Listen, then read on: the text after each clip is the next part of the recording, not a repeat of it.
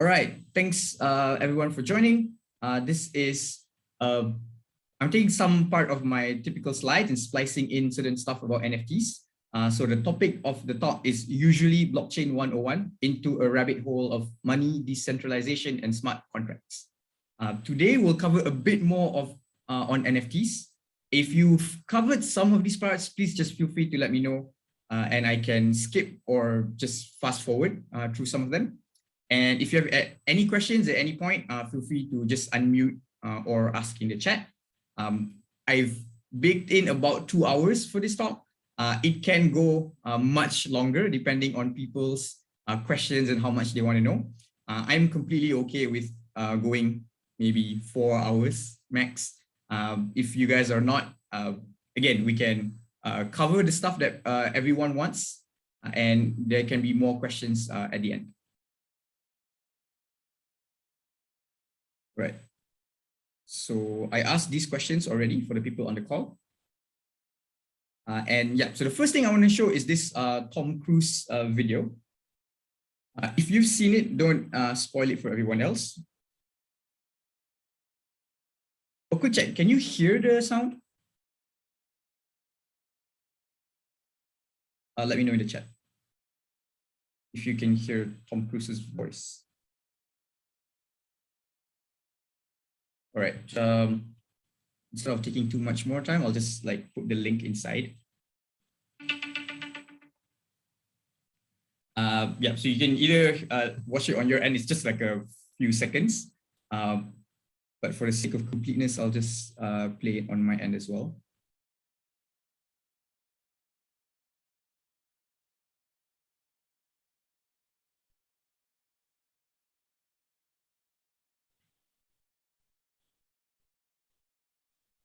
All right, so I hope you got the voice as well. Feel free to put in the chat if you know why I'm showing you this video or what's so unique about this other than it being Tom Cruise. All right, I don't see any correct answers in the chat. So this is actually not Tom Cruise at all. It's an AI video. It's a deep fake video that people use AI to fake Tom Cruise speaking and doing many different actions. If you go to deep Tom Cruise on TikTok, there's a bunch of videos that they've created, and none of them is the real Tom Cruise. And why I'm showing this is because you may not think it has anything to do with NFTs, but it actually using NFTs can be a good solution for this kind of problem. Because imagine if there was some celebrity, or imagine if there was a video of Anwar Ibrahim or Azmin Ali doing certain activities that isn't actually really them.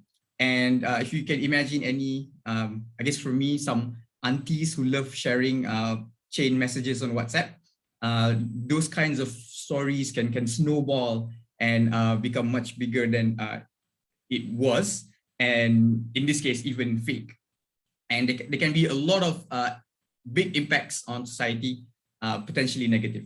So NFTs is actually a way to prove authenticity of videos like this, so that if you were to see it, the real Tom Cruise could show that, okay, this is a video of him with the NFT to show that this is really done by him, and a video that is sort of released anywhere without some sort of reputable person or entity that is stamping their mark of authenticity with an NFT on it, you could dismiss it as not real because there's no one that's claiming authenticity.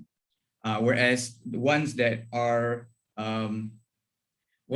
shared without any kind of authenticity claim behind it could potentially be dismissed.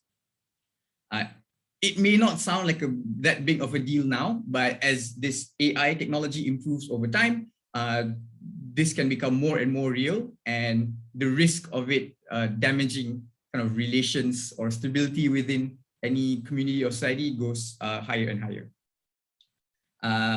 Yeah, so not a knock on aunties, just a kind of common stereotype. Forgive me for using stereotypes. Oops.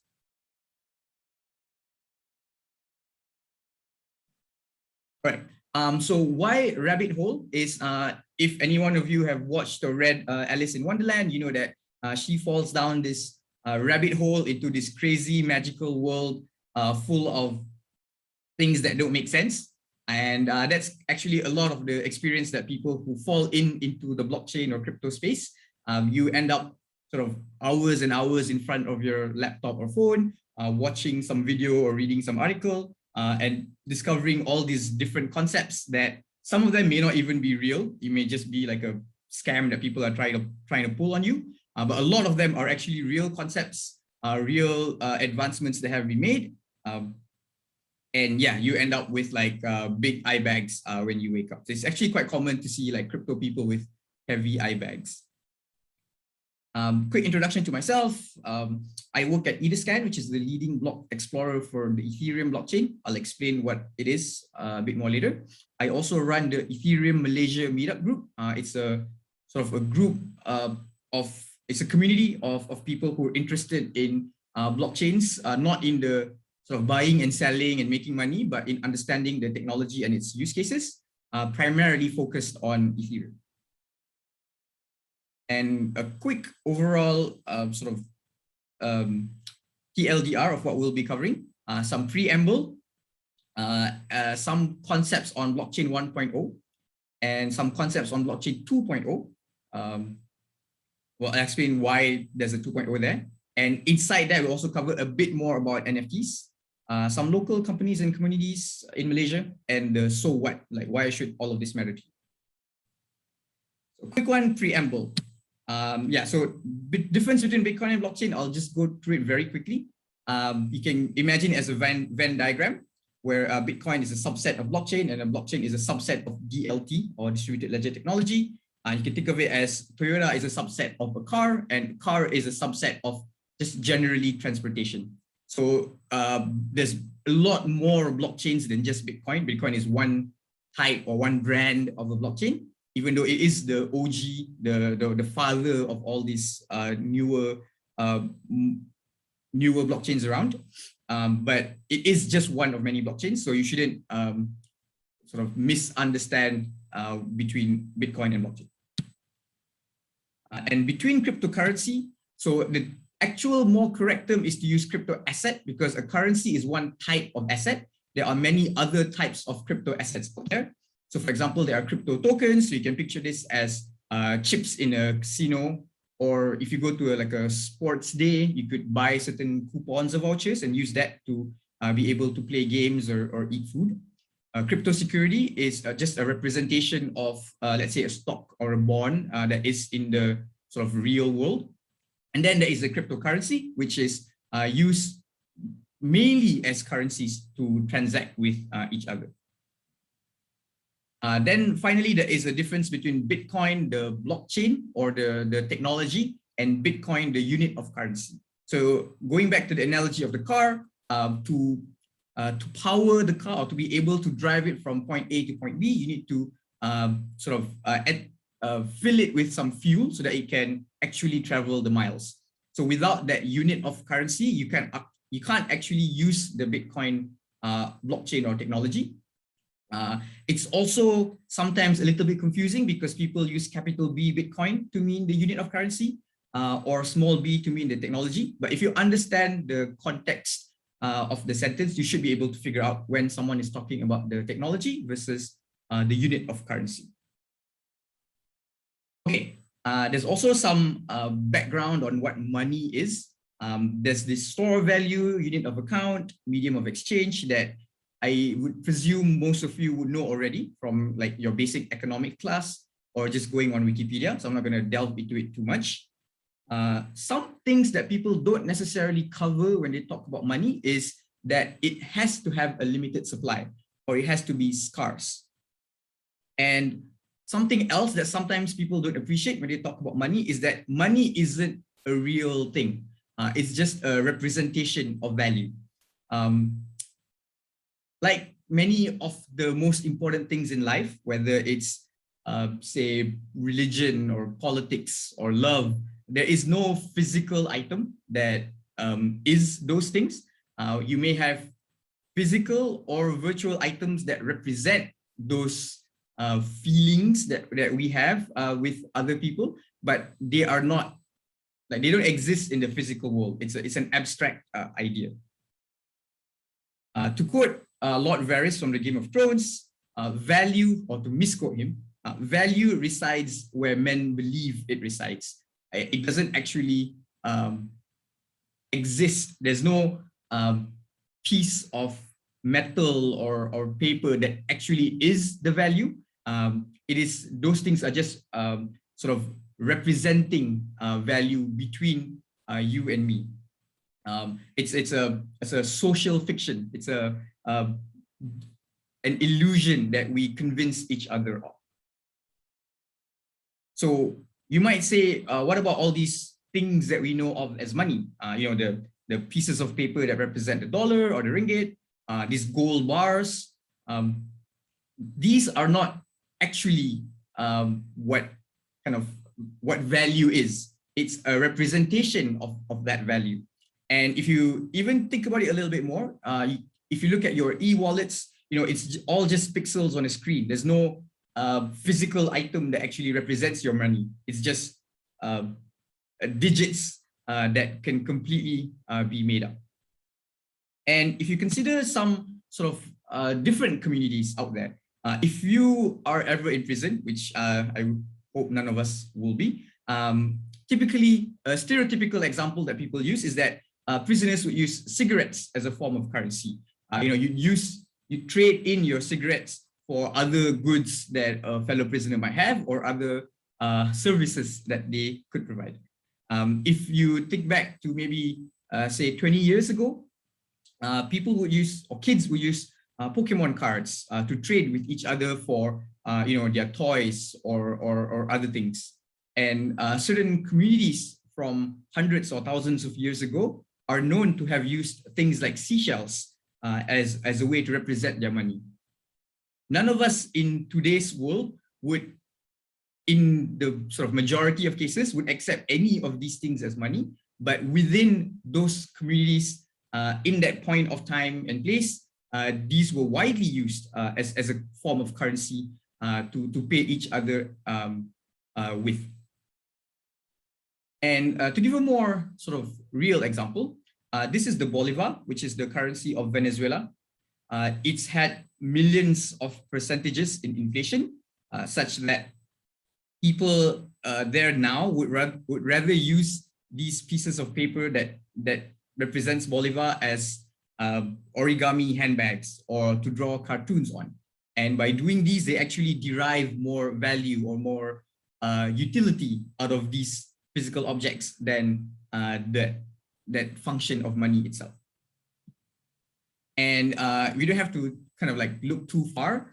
Even in Malaysia, there is this thing called the duit pisang, or banana money. For those of you who, if you were in Malaya at that point in time, or if you know any family members or friends who were there back then, so you know that this is the Japanese dollar that was sort of enforced in Malaya while we were being occupied by the Japanese military. And it's called banana dollars because there's a picture of the banana on the $10 note. And this was the sort of widely accepted form of currency. So you'd have to use this to pay each other to get any goods or services. Now imagine you were a banana farmer yourself, and every day you've been sort of farming, and then you've claimed your harvest, you went to the market and sold your bananas, and you got this duit pisang. And because you want to save for your future, for your kids, you know, you go and you know, put it in some piggy bank at home, maybe under your bed. And now imagine you go to sleep one night and you wake up the next day and you hear this really good news that the Japanese military has left Malaya. They've lost the war. They're not gonna sort of occupy Malaya anymore, and they're going back home. And while it is an awesome story for everyone, there is a little bit of bittersweetness for you, because imagine all that $1,000 that you have under your bed. In the blink of an eye, or in the space of one night, you wake up and all those pieces of paper that represent $1,000, which maybe one day before you could buy like 10,000 nasi lemak with, but the next day you wake up and you can't use it for anything because no one in their right mind would want to accept this duit pisang from you when there is no Japanese military to enforce the use of this duit pisang. So I'm not giving some theoretical example about how money is this story that we tell each other, that belief that is shared, because it has happened in Malaya where a form of money can come and go depending on circumstances.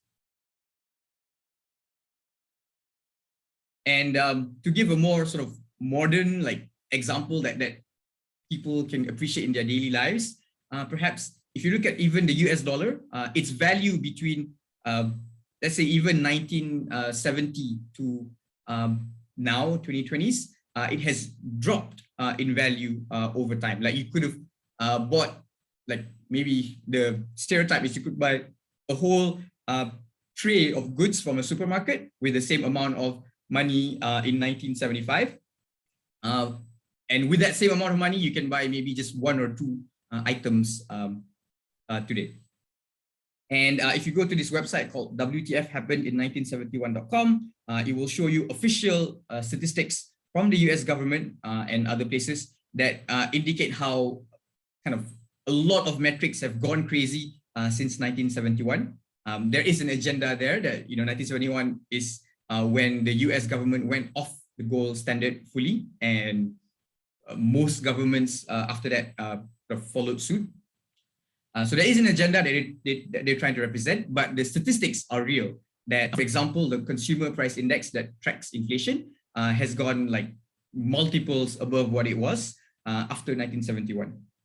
And these are statistics, but for real people, like maybe for someone like me of my generation, I can see how different it is for me to buy, let's say, a house or a piece of property compared to my parents or people in their generation. But I can work the same amount of hours, have roughly the same level of skill and experience, but it is nowhere close for me to be able to afford a house than someone like them would have been able to do.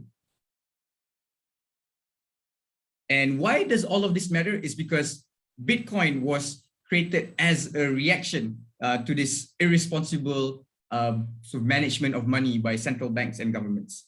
Bitcoin's first ever block actually quoted a headline from the Times newspaper on the 3rd of January 2009, Chancellor on brink of second bailout for banks. And one of the reasons Bitcoin became highly successful, especially in its early days, was it became a counter reaction to the global financial crisis, that people wanted to have a form of money or a form of asset that isn't easily manipulatable by the people in power, by the people with connections, so that even if your national fiat currency loses its value, you have an alternative form of currency that you can exit to.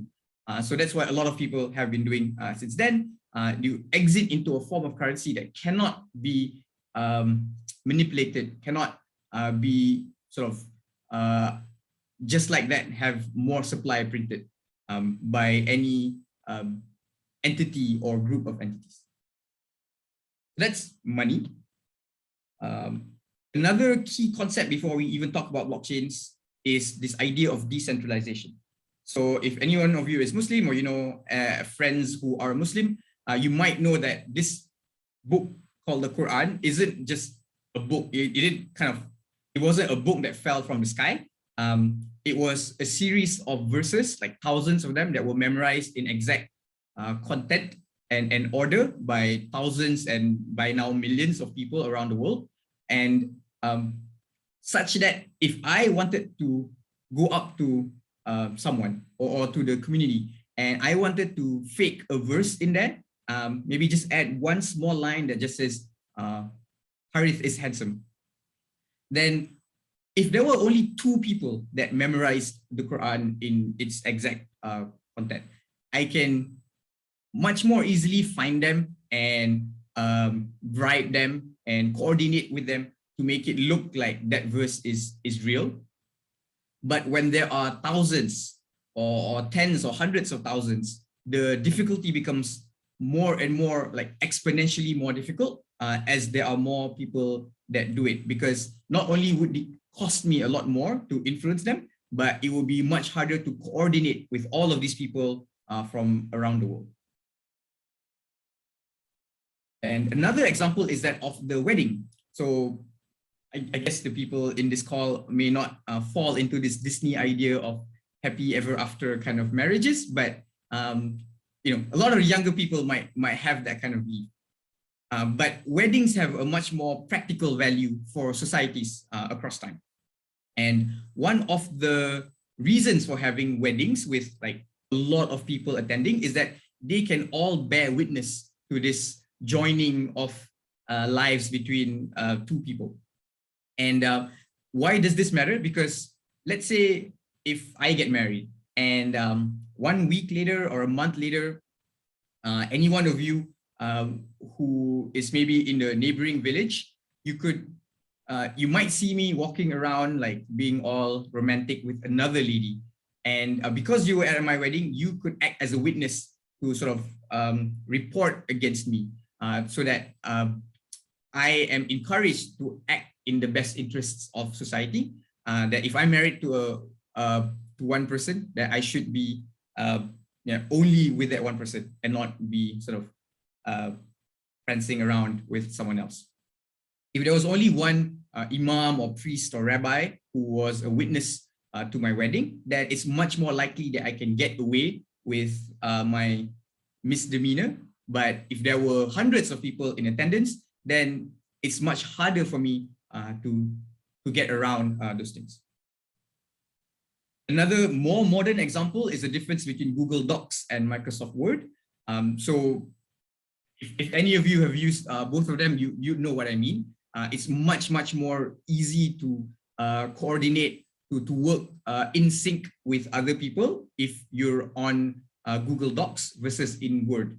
In Word, you have to do some edits, save it, and send that file over to someone else, and they have to make sure that they don't have any clashes in the versions, and they make their changes, and then you have to like get back together. And if one of them tries to manipulate the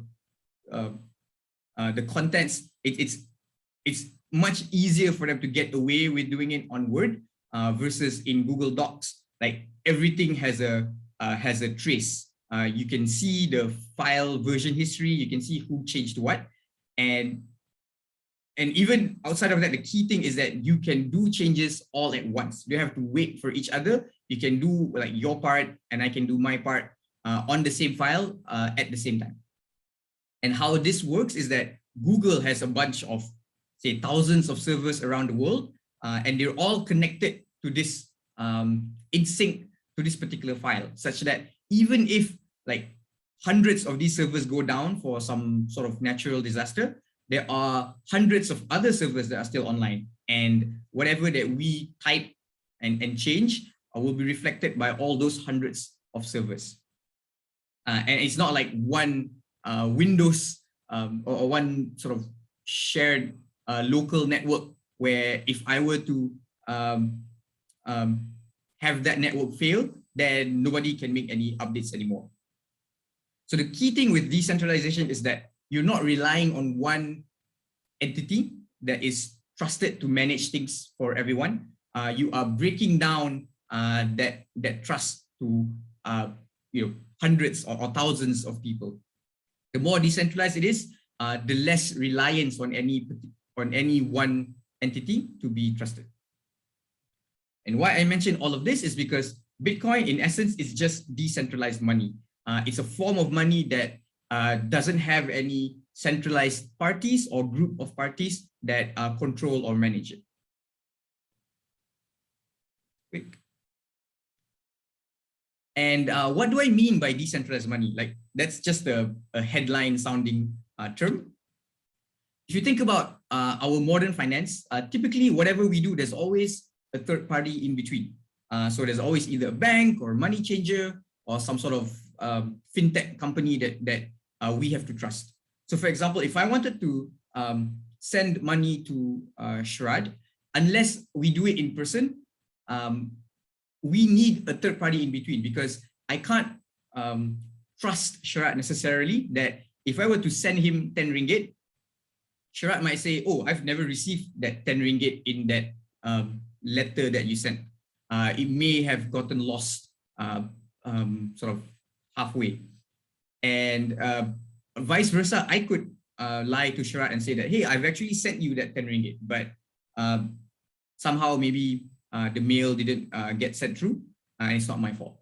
And quickly, if we rely on this kind of method, things will break down, and nothing can work. The economy can't function. So what we've done to get around this is to have a trusted third party in between, let's say a bank, and they have a lot of capital, a lot of reputation and licenses, such that I don't have to trust Sharad that he will tell me he received the money. I can just look at a bank, and the bank will tell me that it went through or not. But we can see already that in certain cases that doesn't work. If you were in a country like Venezuela or Zimbabwe or Palestine, then a lot of these central institutions have broken down and cannot be trusted. And there's also even cases where the centralized institutions do exist, but they may charge a lot of fees for that simple function of being the middleman in between. So for example, if I was a web designer that was sort of creating a website for Ray, and Ray was someone in the US, let's say, and if I wanted to get paid, Ray would have to pay me using something like PayPal, and PayPal would charge maybe 3 or 4% of the fee that neither Ray or myself would benefit from. It's just an extra 3% that goes to PayPal just for facilitating that payment. Now, imagine if we had an alternate form of currency where the few of us in this call, we have like a shared WhatsApp group, and it's pretty simple. Let's say we all have this buku 555 or like a small notebook where we write things down, and we just keep track of everyone's balances. So let's say Harith wants to send money to Cam, and let's say I wanted to send 10 units of our currency. Let's call it SK currency. So if I wanted to send 10 SK to Cam, everyone would check whether I have enough balance, like if I have at least 10 SK in my account. If I do, then everyone will verify, and they will deduct 10 from my balance and increase 10 to Cam's balance. But if I don't, then they will reject that payment because I don't have enough balance. And we can actually relatively easily do that. Just every time someone wants to make a transaction, you send a message in the group, and everybody needs to say that, okay, I verified and I put a check mark. Then we consider the transaction to have been done. But I'm sure you guys can already see that it's not going to be scalable. Even with the few of us in this small group, it will take a lot of time to verify a transaction each time. And if there were like 100 people or 1,000 people, again, it becomes exponentially more difficult, and we won't have any time to do anything ever other than just verifying each other's transactions. But what if you were to replace these human beings with computers? And it might sound a bit crazy, but if you think about how even our small mobile devices can stream Netflix movies or play massively multiplayer online games, then just updating and verifying a transaction and updating a ledger is a very, very straightforward thing for your computer to do.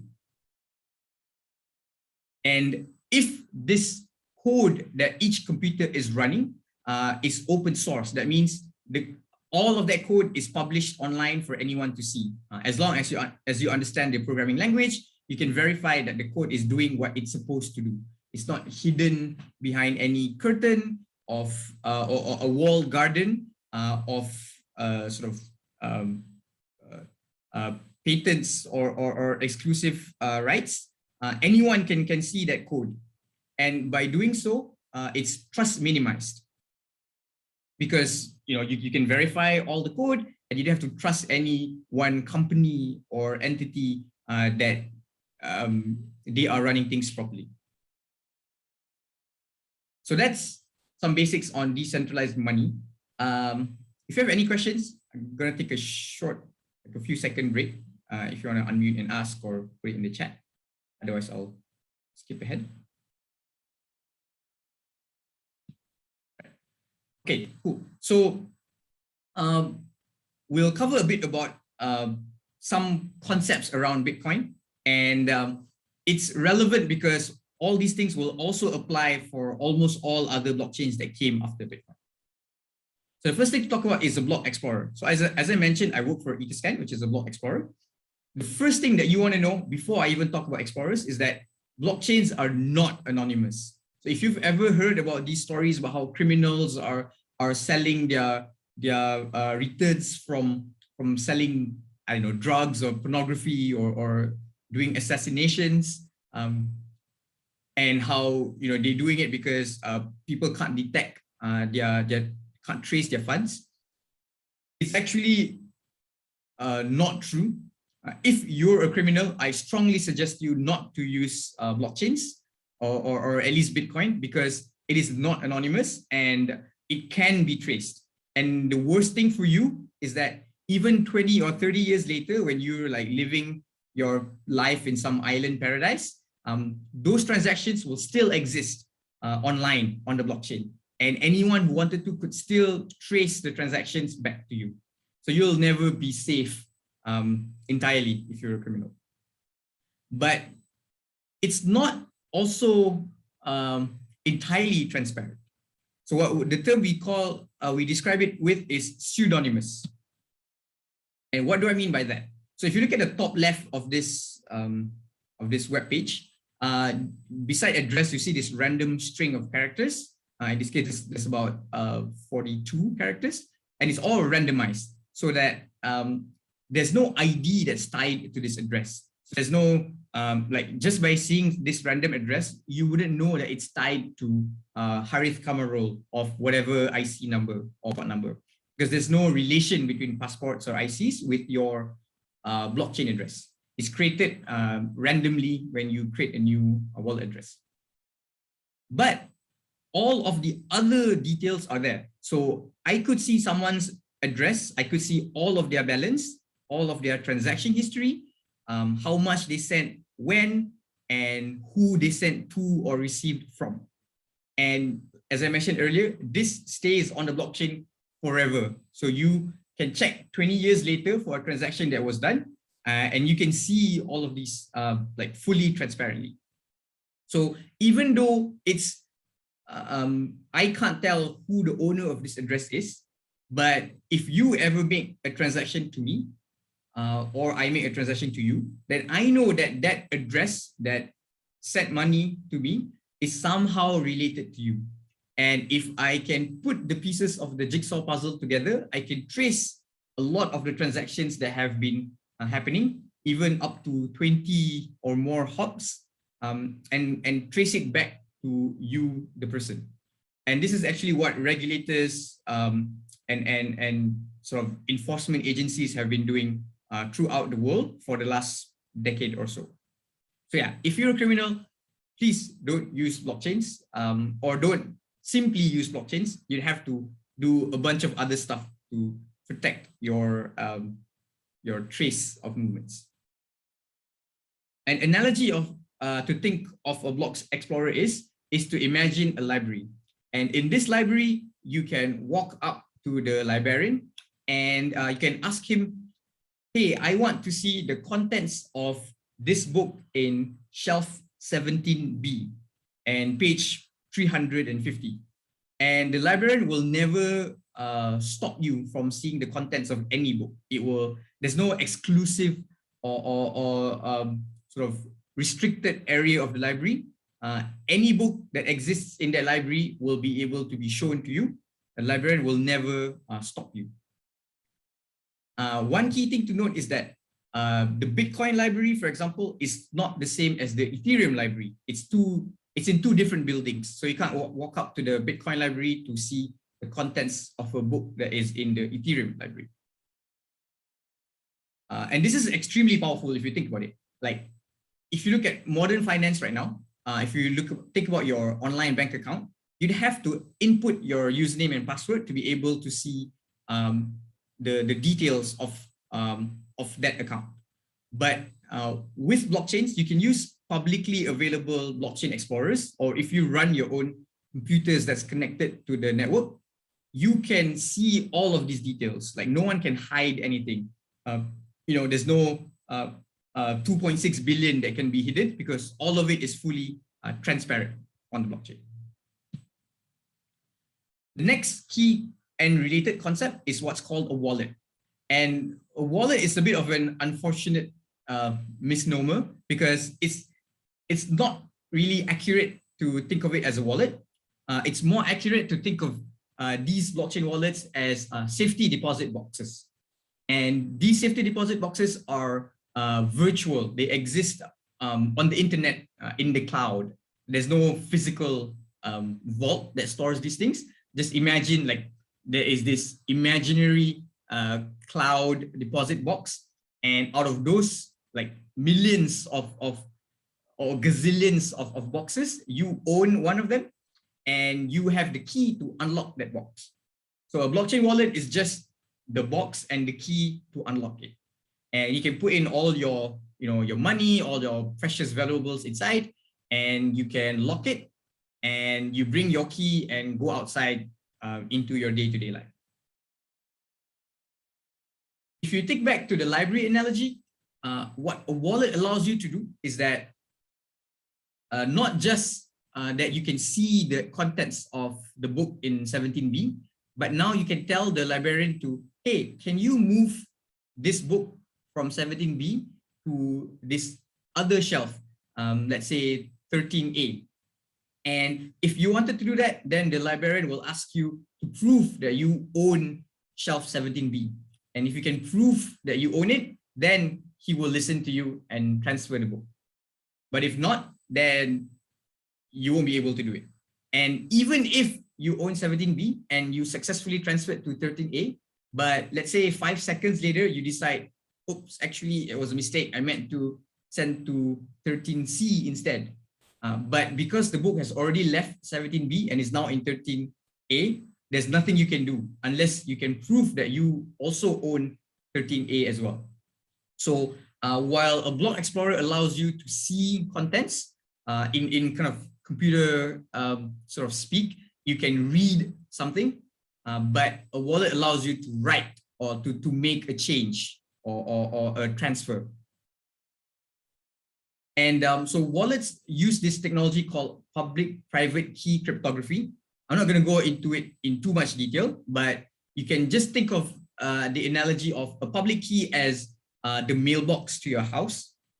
And let's say you want to buy something from Lazada, you have to give your address for them to be able to put this package into your mailbox.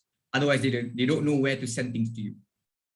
And a private key is not just the mailbox, but also the private key to unlock that mailbox, or even to unlock the door to your house.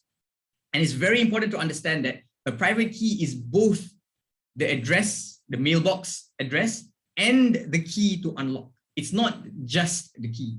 So if you ever lose your key or have it stolen, then it's the same thing as you giving someone a map with an X marks the spot and a key to unlock the door to your house.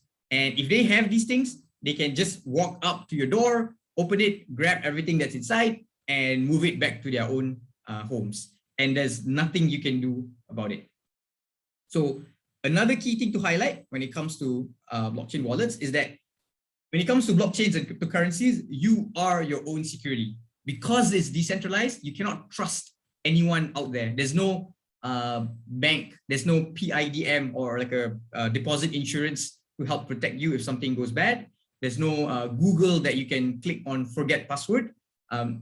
If you lose or have your private keys stolen, then even if you have $1 million in Bitcoin, all of it will be completely gone. And even if you have a trusted sibling or significant other that you were happily sort of, let's say, married with, and like one day things go sour, if they have your private keys, they can open up your wallet and grab everything that's inside, and there's nothing you can do about it. So there's a lot of things to cover here.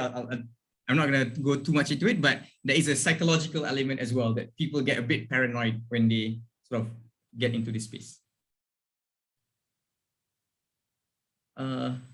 So Ray's asking, why does it take 2 weeks to make a change in your account? I believe you're talking about an exchange account, which is not exactly the same as a wallet. And I'll cover that soon after this. So just to quickly mention different types of wallets out there.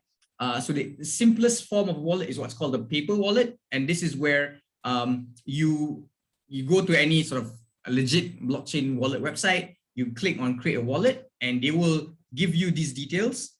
And it's called a paper wallet because you're never meant to save this in a digital format or even take a photo of it using a digital camera.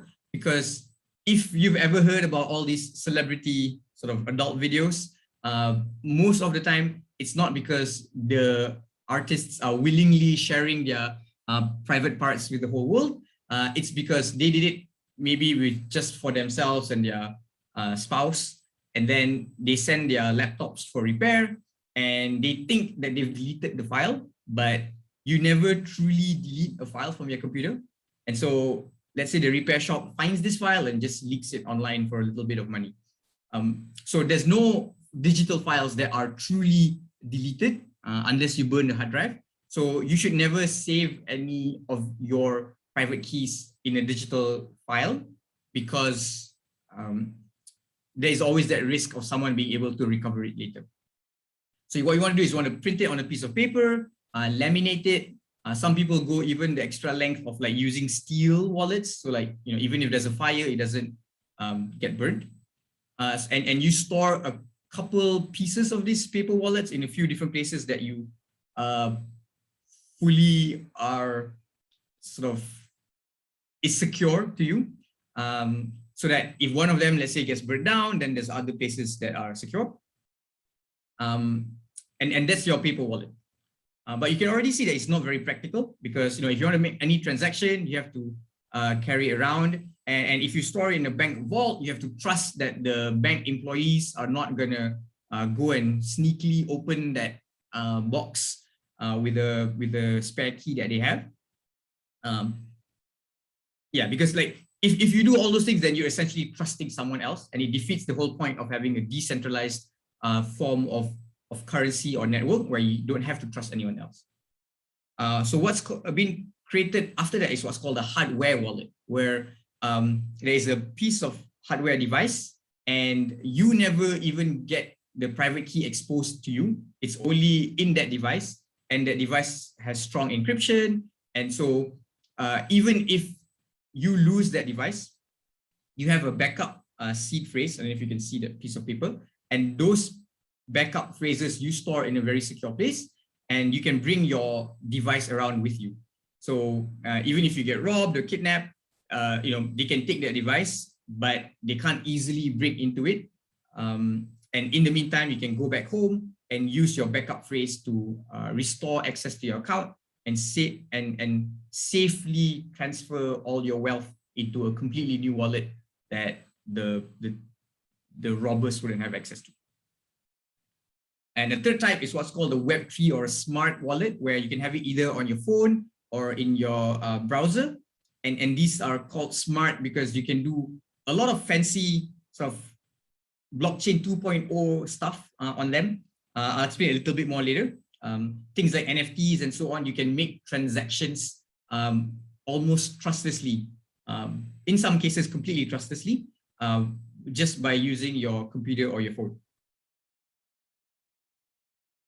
Okay, so next thing is to cover this thing called mining. Some of you might have heard what this thing is. I'm not going to go into how to make money and so on, but just the the key concept behind it, or concepts. And in actual fact, to me, one of these things is the most powerful or most beautiful thing about blockchains. Well, I'll get to that in a bit later. So mining is made up essentially of two parts, cryptography and hash functions. So cryptography, you can think of, like, if you can imagine a movie where the bank robbers are trying to like break into a bank vault, they have to like just like try out all these different combinations of numbers or digits to unlock the bank vault. So that's essentially what cryptography is, to kind of simplify it. There are many different things that have been done with cryptography. It stretches back to thousands of years ago. You know, in World War II, the British managed, part of the reason the British managed to win the war was because they managed to break the encryption, the cryptography behind the German army's Enigma, if I remember that right. And I'm not going to go into that, but just keep in mind that mining involves a lot of cryptography behind it. And actually, even cryptocurrency, the word crypto comes from cryptography. And another key concept to understand is what's called a hash function. So just go back a little bit. So a hash function such as this one, Ketchup256, allows you to, when you input something like, let's say, cat, you will output a result that is completely random. That, you know, all this whole long string of characters, 52763 and so on, has nothing to do with the 3 letters CAT. And if anyone in the world replicates the same input CAT with Ketchup256 function, they will get the exact same result. That through, from the visible eye, you cannot tell the relation between this input and the output. And if you input something else that's very close, so in this case, CAR, then you will get something completely different, like 5ADFB. And you won't be able to tell, if you were to see the two outputs, that the inputs were very close to each other. Another key thing is that they have the exact same number of characters. The length of the string is the same. I'm not sure what Sharat's mentioning there, but I'll just continue. So an analogy to think of what hashing is it's a mathematical function. But an analogy to think of it is, if you can think of a snowflake, and snowflakes are all supposedly completely unique, and they're all distinct from each other. But imagine if you were to melt these snowflakes into a puddle of water, and then you will be able to tell the difference between snowflake A and snowflake B. But a hashing function is kind of, if you could recompose that melted puddle back into the unique snowflake that it once was. So a hashing function is something where, by having the unique private key that only you would have, you are able to reconstruct the snowflake from that puddle of water. So it's a mathematical function where doing it one way is much easier, like melting into a puddle, versus doing it the other way. And a more mathematical example is, if you can think of like your high school maths, like to do exponentials, to do, let's say, 7 to the power of 3 is much easier than to do the cube root of 7. So that's one example where a mathematical function is relatively easy to do one way and much more difficult to do the other way. And we'll just keep it at that. There's a lot more technical maths behind it, but that just kind of explains the concept. So what does this cryptography and hash functions have to do with mining? Oh, but before that, blockchains also use this concept of Merkle trees, which are hashes of hashes. So okay, imagine a tree that sort of has a root at the top. And if you change just one sort of block, one square out of, or one root out of the tree, let's say instead of green to pink, then that change carries through into the next layers, such that when you reach the bottom layer, you can see that it's completely different versus the other. And what has this got to do with mining is, if you think about the previous example that we had, if we were to have this small circle of computers that would verify the transactions between the small number of people here, some of you might have already asked, like, what's in it for me? If the only people who are transacting are Sharad and Harith, let's say, I'm sending Sharad 10, he's sending me back 10 SK, and everyone else is just, you're running your computer and you're not benefiting from this network. You might go and say, okay, I'll just shut down my computer, and when I want to make a transaction, then I'll turn it back on. And that's actually disastrous for the network, because if everyone shuts down except for Sharad and Harith, then we could potentially cheat the system. We could say, okay, Harith is spending more than he actually has, or spending double in one transaction. Because the other people are offline, you guys cannot verify that I'm doing it. The transactions have been done correctly. So there is a need to keep all these other computers online, even if they're not making transactions.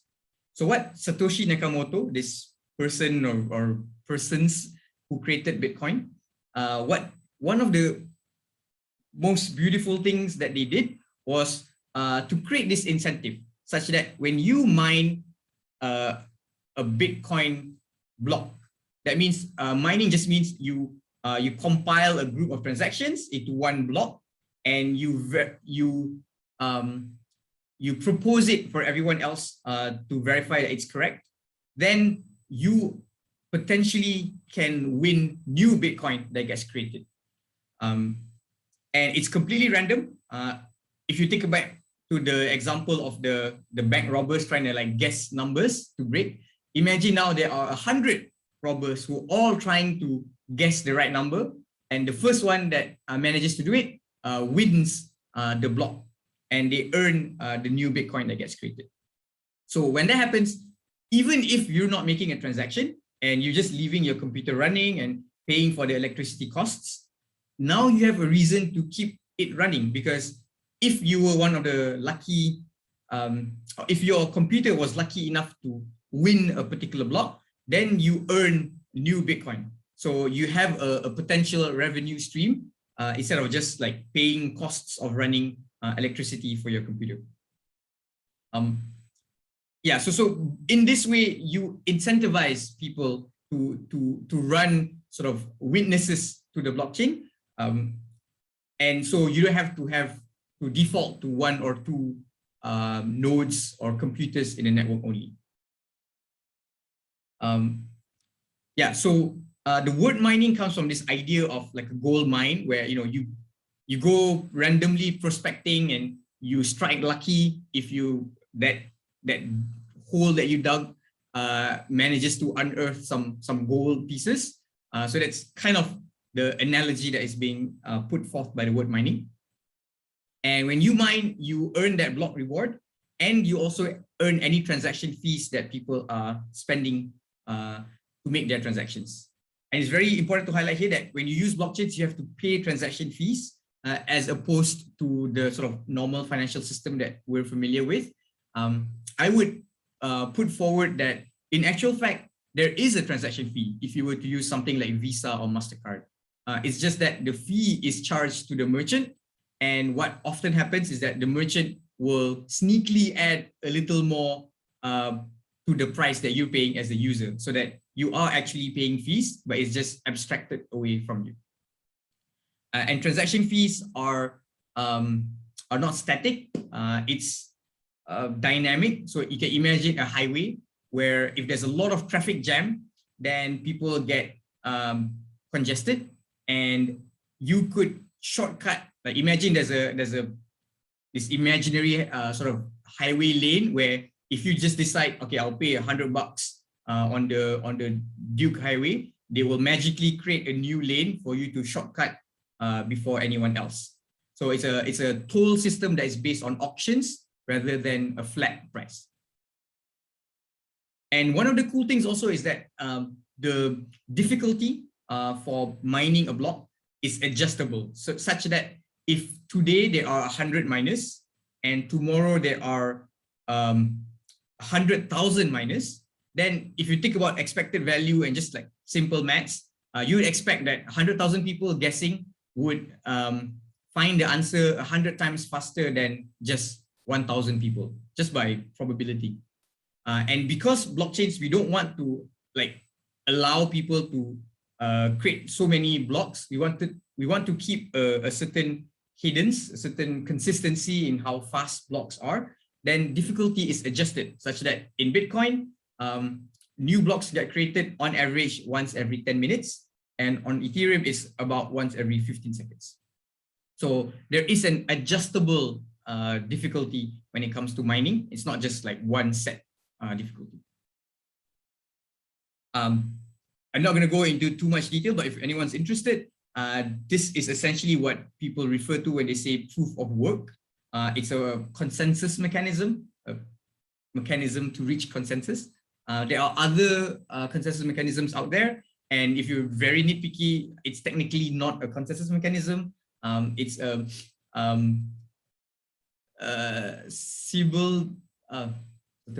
Sybil prevention mechanism, but I think that's like way too technical for this talk. But if you're interested, you can Google on proof of work, and there's a lot of talk, especially when it comes to NFTs, on how it's polluting the world and it's not sustainable and so on, which I'll touch a bit more later. Yeah, so a node is just what we call one computer that's connected to the network, one witness that's verifying that the transactions are being done properly. So just a small thing to also highlight, the word blockchain comes from this idea of blocks being added to a chain of other blocks, such that if I wanted to manipulate the content of one block, again, to put in this line that says Harith is handsome, the more blocks there are in the chain, the harder it becomes, because now I have to not just hijack the content of one block, but I have to hijack, let's say, 100 blocks from before to be able to tweak the content from 100 blocks ago. Okay, so a natural question that someone might ask now is that, how do I buy cryptocurrencies? So when you talk about any kind of market out there, you could buy over the counter, which means I find someone and buy something from them. So let's say I walk up to Sharad and say, I want to buy something from you, and we do it over the counter, and we negotiate between the two of us. But humans over time have figured out that there are much more efficient things we can use called a market, where you can have like, let's say a pasar malam, where you have like thousands of people, hundreds of people who are trying to sell different things. And I could go there and much more feasibly be able to find someone who is, let's say, selling a piece of chicken for me, who I want to sell a loaf of bread. Just the fact that there is more people in one place, it's a Schelling point, so the chances of you finding something that you want for something that you have is much higher. So an exchange is literally just a marketplace. There are generally two kinds of exchanges. One is fiat to crypto, and another is crypto to crypto. Fiat just means your national currencies that are decreed by the government. So your ringgits and dollars. So there are exchanges which you can use to transfer ringgit to crypto. Typically, these are licensed. Like in Malaysia, I believe right now there are 5 licensed exchanges. And within those, there are also different types. There are brokers and marketplaces. Brokers generally just mean that they set a price, and because you're lazy, you just take whatever price that they're giving, either to buy or sell. And a marketplace is more like if you were to go to any like Bursa Malaysia broker, and you can put in your buy or sell order, and it can get matched with other people out there. Marketplaces are generally just like third-party websites that host other people to buy and sell with each other. And so these are fiat to crypto, but typically a lot of the limitations is that you can only legally licensed. They are only licensed to allow for sale of maybe 5 or 6 cryptocurrencies, I think in Malaysia right now. But there are thousands of cryptocurrencies out there. So if you wanted to trade those cryptocurrencies, you would go to these crypto exchanges. There's a bunch of them mentioned here. These allow you to trade in, let's say, your Bitcoin for that random coin that your cousin's been telling you to buy, because those are not like reputable enough to be licensed by the local regulators. Okay, but the one thing that I wanted to highlight with exchanges is not so much about where you can buy, but the key thing to remember is that exchanges are not wallets. So I described earlier what wallets are, and exchanges are not the same. In actual fact, exchanges are antithetical to the idea of decentralization, because exchanges are trusted entities. You deposit your funds and they manage your funds for you.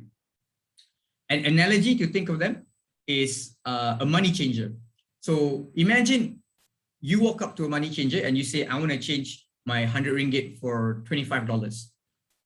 But one key difference here is that instead of taking the $25 and putting it into your own wallet and going back home, what you do is you tell that guy, that abang, can you keep my $25,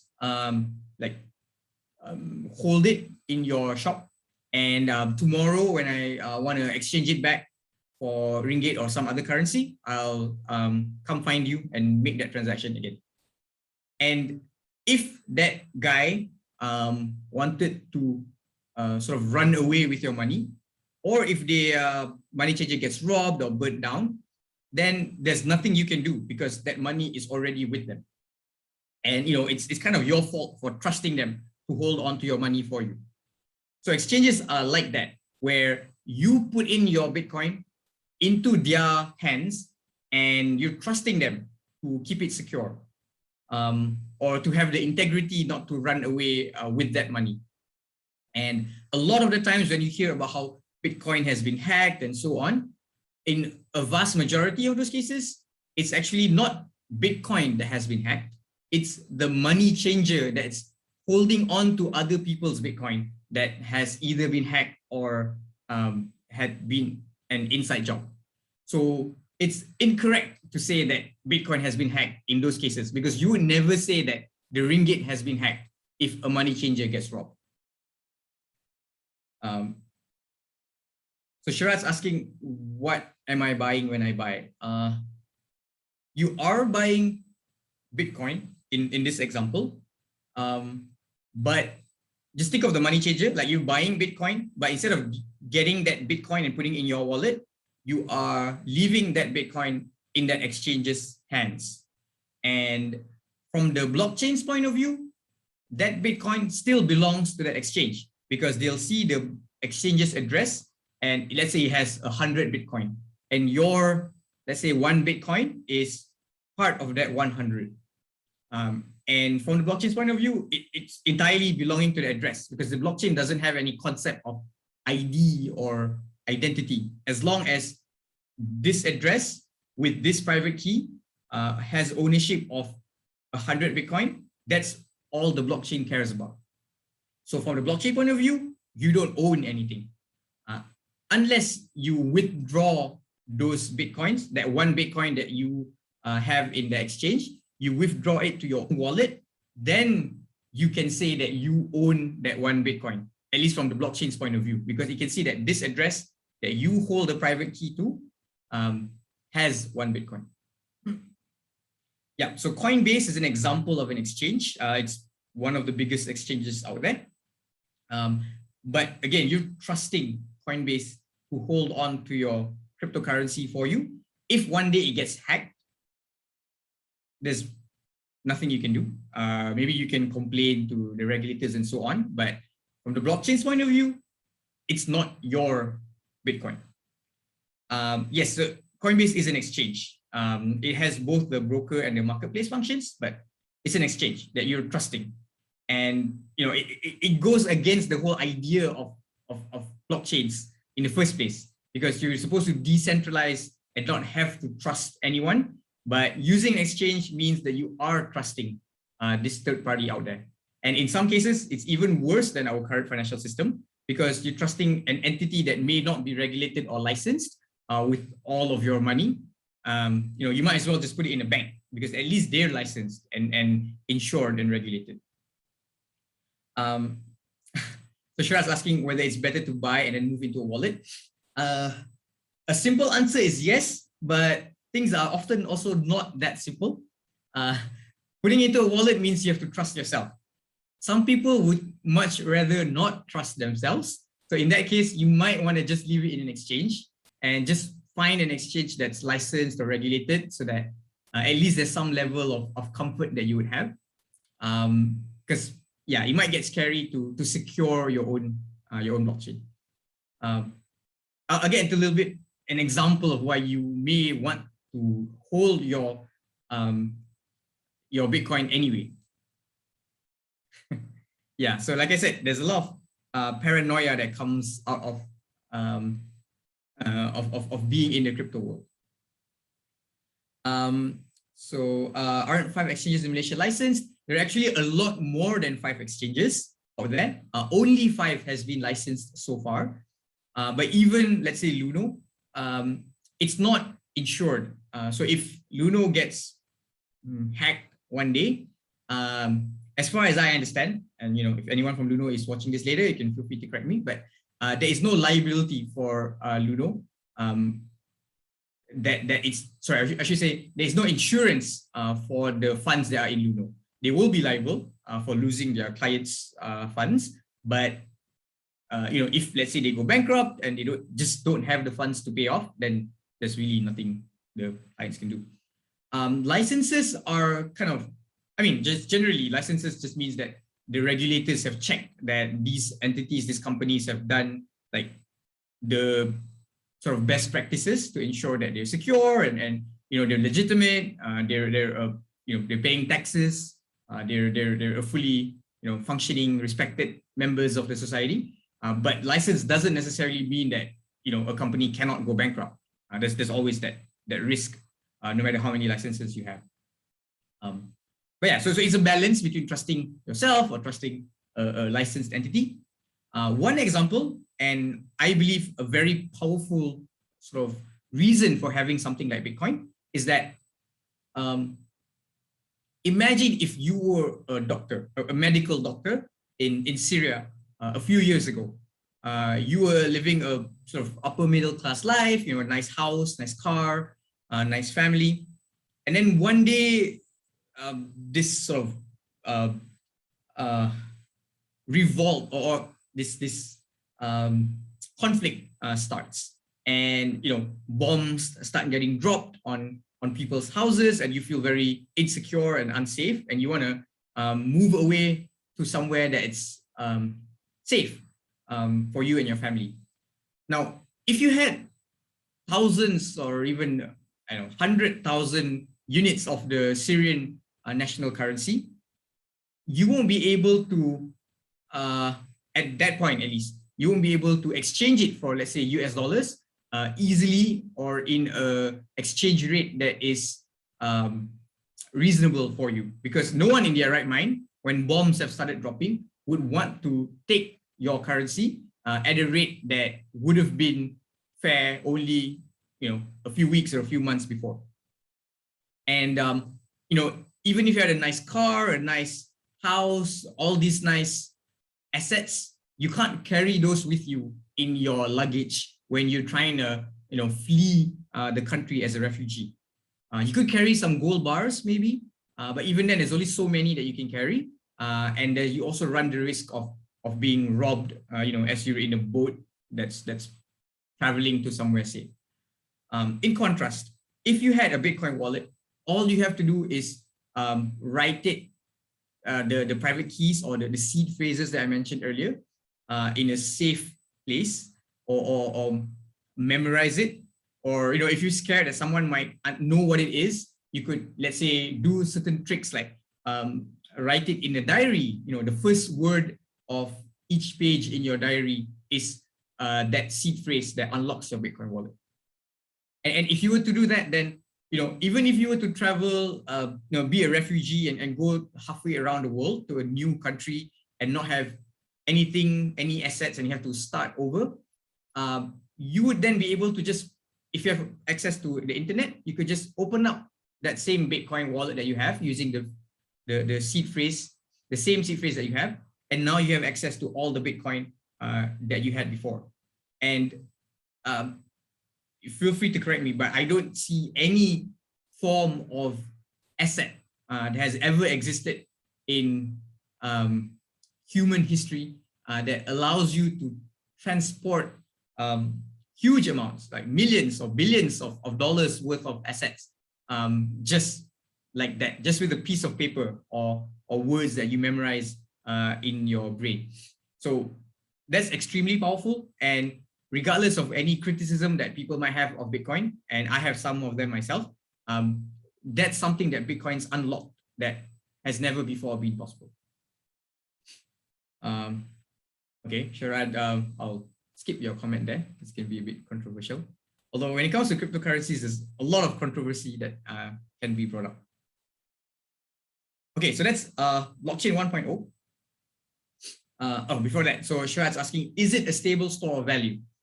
That is sort of, there's no one right answer to give. If you think about, I mean, obviously right now, we can say that given its track record, it's not stable. It can fluctuate. It can go up by 10% in one day, or it can go down by 50% the next day. And in fact, over the last 12 years of Bitcoin being around, it hasn't been stable at all. Actually, it's been extremely volatile. The good thing for the people who've had Bitcoin is that it's been volatile and moving upwards. So if you had one Bitcoin that you bought for $1 years and years ago, now that same Bitcoin is worth $50,000. So it's not stable in that sense, which might be good for the people who own it. But yeah, so it's not stable. The key thing is, if you were in a situation such as what I described earlier, even an unstable store of value is better than a stable store of value that you cannot safely and easily transport with you.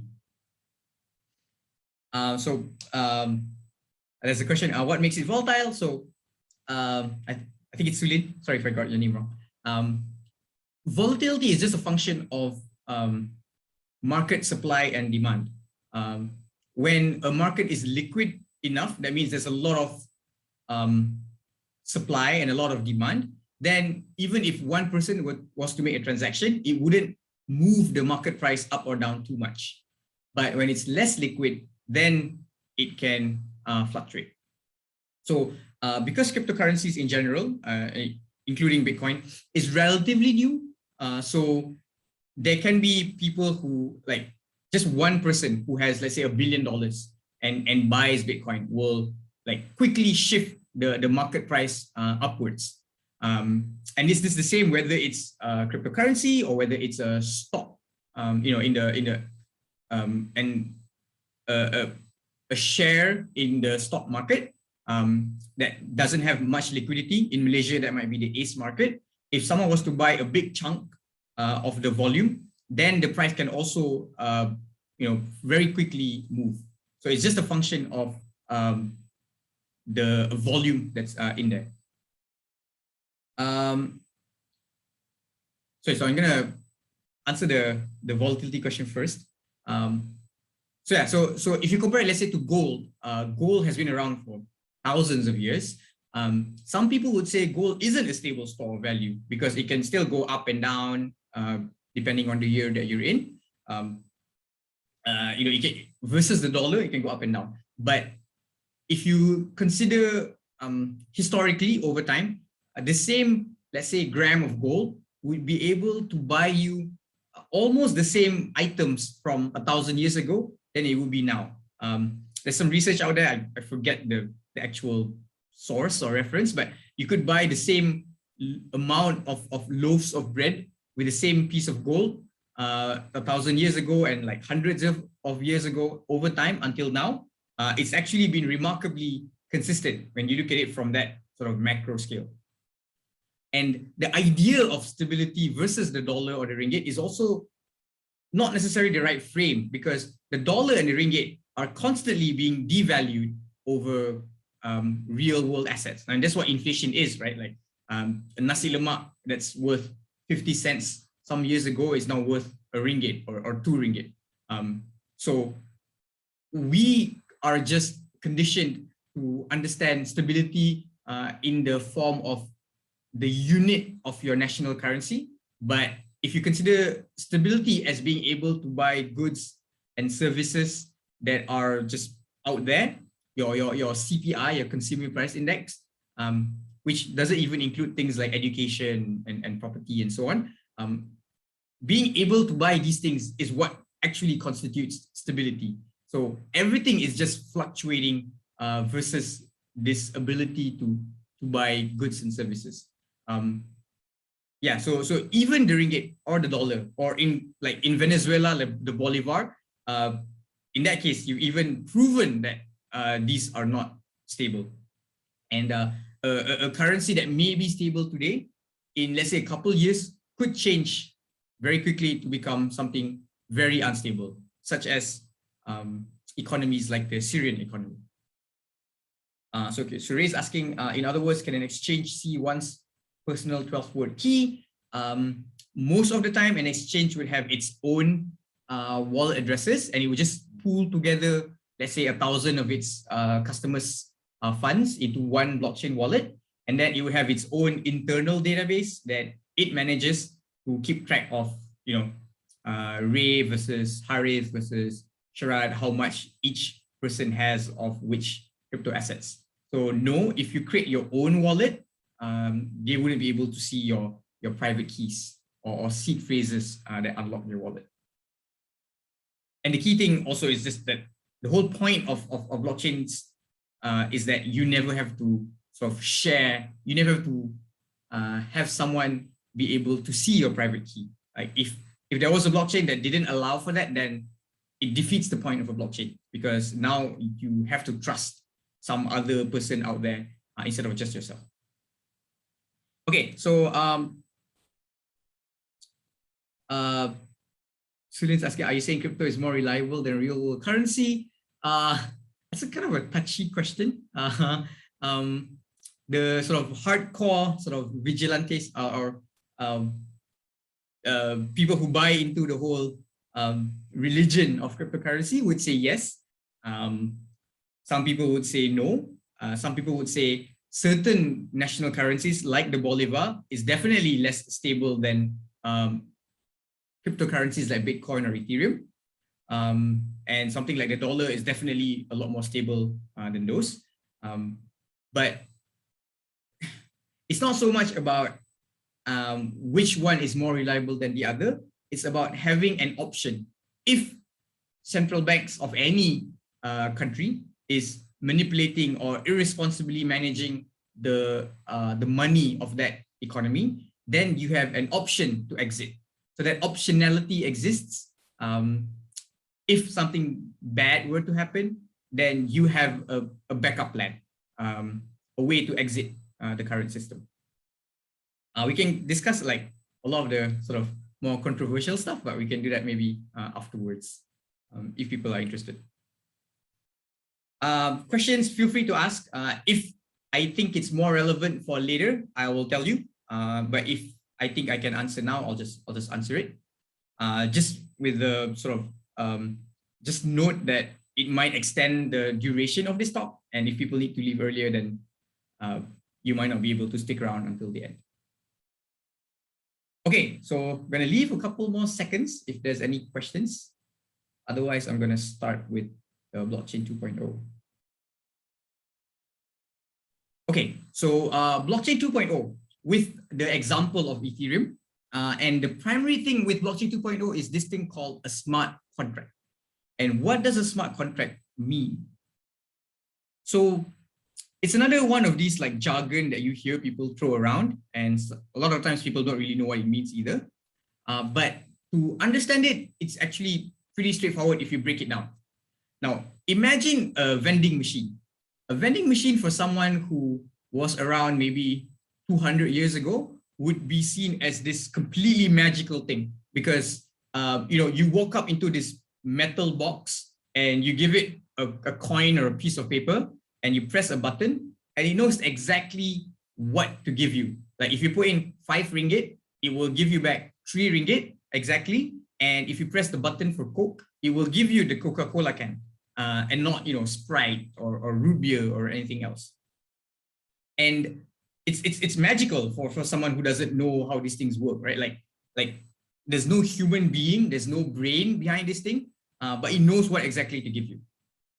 For the people who are familiar, like people in our sort of world, like we know that what's actually going on is there is programming code behind it, where there's these things called conditional statements or an if-then function, where the piece of code will check if the user is giving this paper, that is the 5 ringgit paper, and if it presses the button that represents the Coca-Cola shelf, then you drop 1 can from that shelf and you give back 5 minus 2 equals 3. There's a bunch of like if-then functions that are powering this, the code behind the vending machine. And if you think about another sort of industry that's highly, like there's a lot of hype behind it, the Internet of Things, one of the common examples is this thing called a smart refrigerator, where an example that people like to throw around is that you can have your eggs inside the fridge, and when your eggs are running out, the fridge will be able to detect it based on its sensors, and it will automatically make a transaction to your nearby online grocery store to buy like a new stack of eggs to be delivered to your house. And again, this is just using some sensors and some if-then functions to be able to automatically purchase these eggs for you. But one key thing to highlight is that when it's buying these eggs, it's still using your centralized banking financial system. So there's still a bank account that is you have to be tied to. There's still human beings that have to verify the transactions. Now, what Ethereum or what smart contracts allow you to do is it combines the idea of this if-then function with the decentralized money that is Bitcoin. So that now you can benefit from both things, not just the decentralized nature of Bitcoin, but also the programmability of this if-then function. And that doesn't sound very impressive by saying it that way. But if you think about it more, it actually unlocks a lot of things. One sort of way to think about it is if you think about the smartphone, when the iPhone was created in about 2007, it changed the game versus the mobile phones that existed before. So with the mobile phones, you could call, you could play some games, you could use certain applications, but it was very limited for each phone. But when iPhone came around and the App Store was launched, anyone in the world could create their own apps, even if you weren't employed by Apple, and you could list it on the App Store and you could sell it or even give it for free. And in that way, the iPhone could have thousands of applications that people could use with it versus just the dozen or so that a Sony Ericsson phone will be able to have. And that completely changed the game for your mobile devices. And skip something there. Another analogy is if you think about a calculator. So a calculator can do its job very well. It can calculate numbers. But if you wanted to do more out of it, if you wanted to play a game or watch a video, it's very, very difficult. It could be done, but it's practically impossible for most people to be able to use the capabilities of a calculator for other purposes. So you can think of it as with Bitcoin, I can send the Bitcoin currency to someone and I can receive it from someone, but that's all I can do. I can transfer and receive. But with smart contracts, now instead of just saying I can send money to Sharad, I can also do such a thing as if Sharad is my employee, I can say I can do some conditions where if at the end of the month, Sharat is still working and he hasn't done any hasn't been blacklisted, hasn't done any hasn't had any disciplinary action against him, then I will pay him his full salary. And I don't have to like sit in front of a computer at the end of the month and just like click buttons to transfer from my account to Sharat's account. It can be done automatically, programmatically by the piece of code. So that's something that smart contracts like have unlocked from blockchains that didn't have those before, which is why it's commonly referred to as blockchain 2.0. Right, thanks, Kam. You can watch the video recording later as well, if Ray and Sharat don't explain it well enough for you. See you in a bit.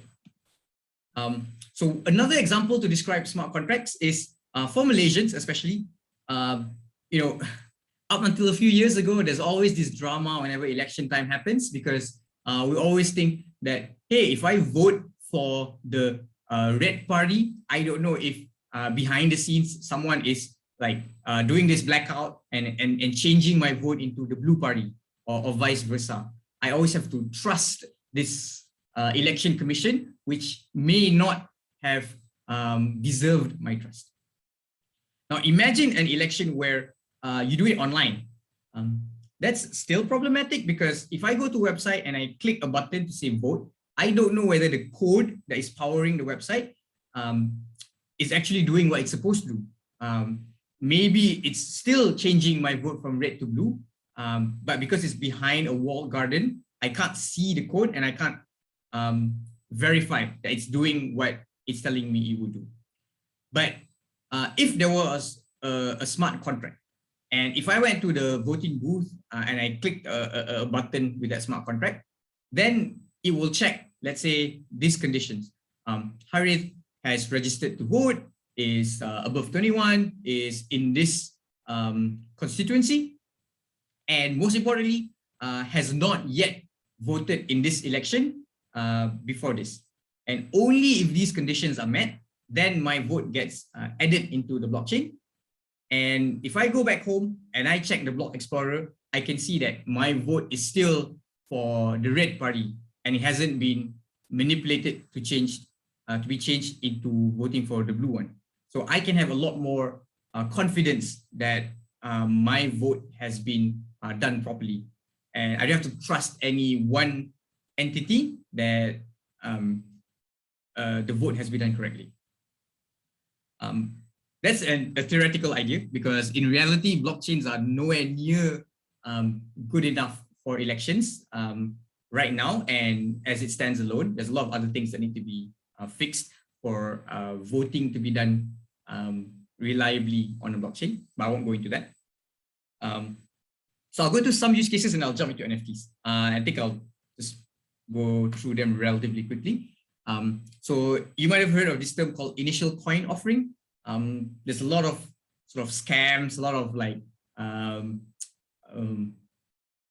should I say this? Unrealistic promises that have been made from people fundraising using ICOs. And I'm not gonna go into how to make money out of these, but it's a key thing that ICOs has allowed is that even though 99% of them have probably turned out to be scams, and if not, have probably failed, but a key thing that it allows is that now, even if you're not a rich person or a well-connected person, you're not a venture capitalist based in Beijing or Shanghai or Silicon Valley, you don't have the connections, but if you find this really, really cool project that's starting out there and you think it can be the next Google or Alibaba, even as a normal person, you are able to invest in these companies at an early stage. And so if they become the next Google, you can get the thousands of multiples of returns from supporting them at the start. And vice versa, if you were an entrepreneur and you didn't have connections with the Silicon Valley or with Shanghai, then traditionally it would be hard for you to raise funds for your venture in a valuation that would be matching your ambition. But With ICOs, you are now able to receive funds from anyone in the world. And whether you are based in the US or China or Malaysia or even some random remote place in anywhere in Asia or Africa, as long as you have connection to the internet, you are able to raise funds from anyone, anywhere. And I'm not saying this out of some theoretical example. I've actually experienced this myself. I've tried to invest in a ECF or equity crowd fund in Malaysia that's fully licensed. But because they're using normal financial sort of services, I was asked to send money to a Maybank account that was listed on the website, which I did. And unfortunately for me, by the time I sent it or they received my funds, the fund had already been maxed out. So I was too late. And so they had to refund me. And that's still fine, you know, refunds happen. But in my case, I had to wait and wait and wait. And only a month afterward, did the refund actually get processed and sent back to me. And if it wasn't because this platform was licensed, I would be very concerned whether my funds had been, you know, taken away from me. And it's not because of some fault or fraud from the platform itself, but it's because in our current financial system, there are a lot of checks that need to be made by different entities to check that transactions are done properly. And because of those checks, it takes time that those refunds had to wait a month before it can come back to me. In contrast, with ICOs, and even from years and years ago, like maybe 2017, if I were to participate in an ICO, which I have, if you were to put in a certain amount of, let's say, Ether, which is the currency for Ethereum, into a smart contract, it would check the conditional statements, the if-then functions, and immediately it will be able to say whether Harith has, let's say, registered the know your customer details, and he has transferred a certain amount, and if that amount is higher than the ceiling, the individual cap that has been put, then the contract will refund Harith whatever the leftover amount is immediately. And because it's done by code, there's no human that needs to verify things. I get my refund within seconds or minutes instead of months. Yeah, and so there have been many projects that have been raising lots and lots of funds. This is just a sample from 2020. They raised millions or billions of funds, which they might not have been able to or been able to do as easily without this blockchain technology. Another example use case is what's called a decentralized autonomous organization.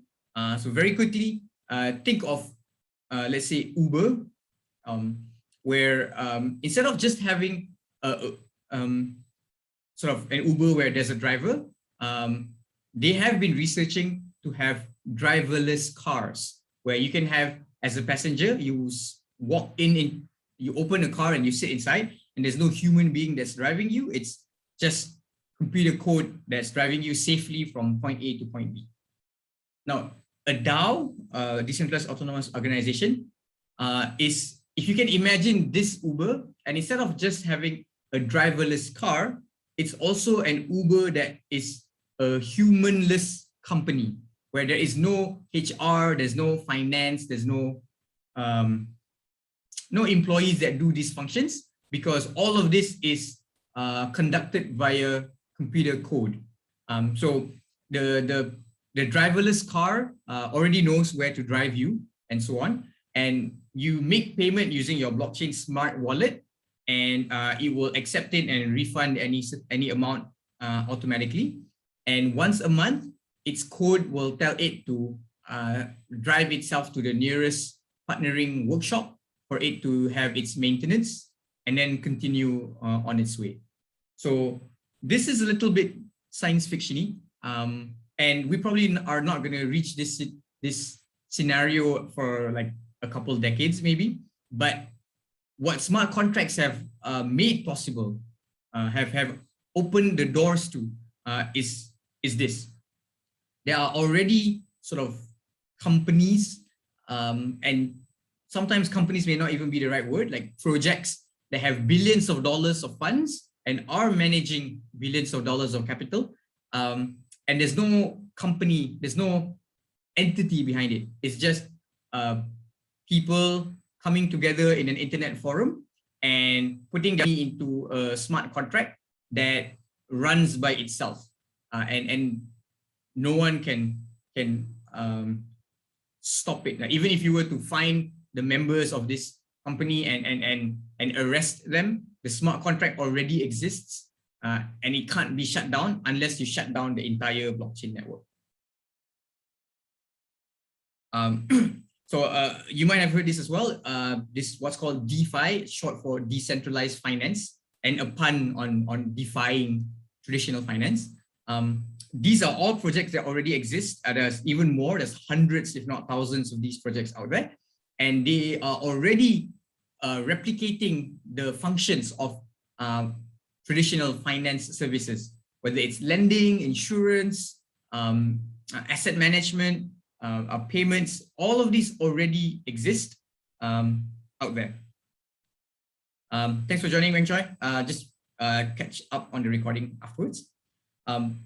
But so if you are in any financial space, or if you have friends who are in the financial space, I would strongly suggest to them to understand what DeFi is and try and get your hands dirty with DeFi, because I personally think that within a few years, there's a high chance that it would completely disrupt finance as we know it. Whether you're a bank or an insurance company, things can be completely turned upside down, because you can do things without having to rely on a bank or a big, highly capitalized, let's say, insurer to decide things for you. It's all done via computer code. One quick example is what's called a decentralized exchange. So I talked about exchanges just now and how it's not consistent with the idea of blockchains. So that's what's called a decentralized exchange. And within that, a subcategory called automated market makers. And one example is Uniswap. So it's an exchange where you never have to put your money into a third party. It's just a smart contract. So if you wanted to trade between, let's say, Bitcoin and Ether, you could transfer Ether to the smart contract, or interact with it and send Ether, and it will automatically send you back Bitcoin or a derivative of Bitcoin.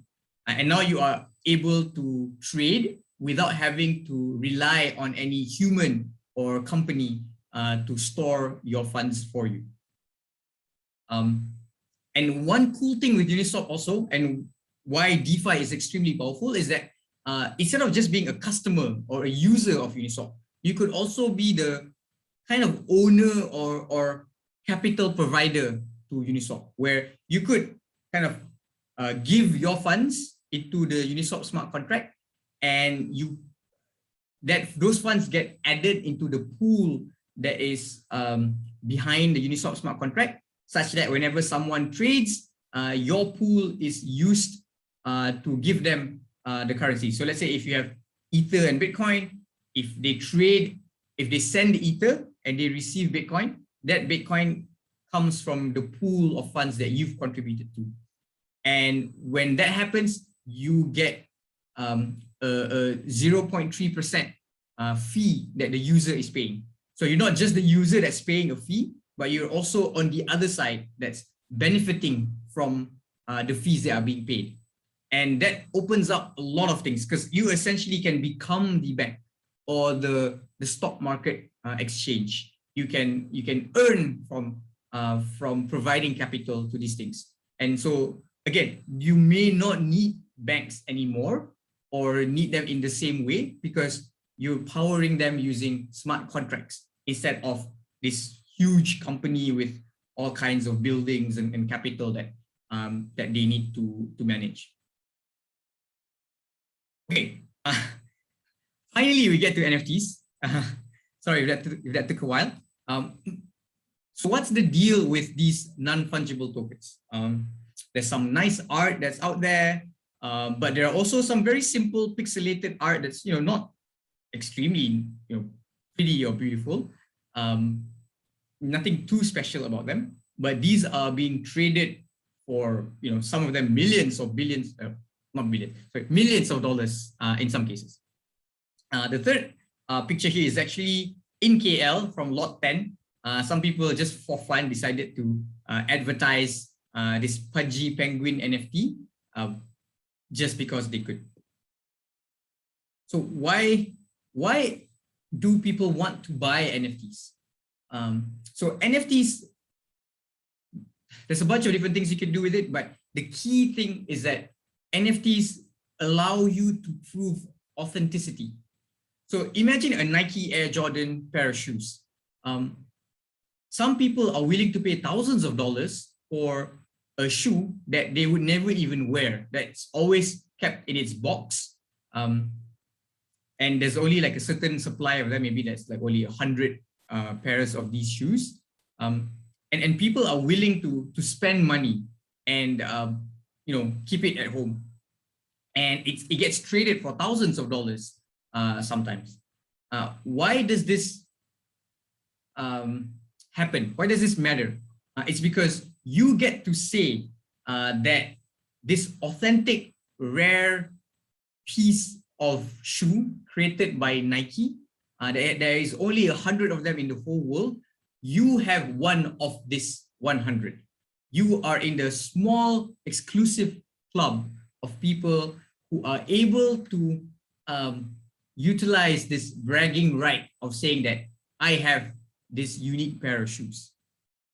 And if you think about it, I am certainly not an art person, whether as a painter or a trader of arts, but a big chunk of the value of art is from having that bragging right of saying that you own the, say, original Mona Lisa.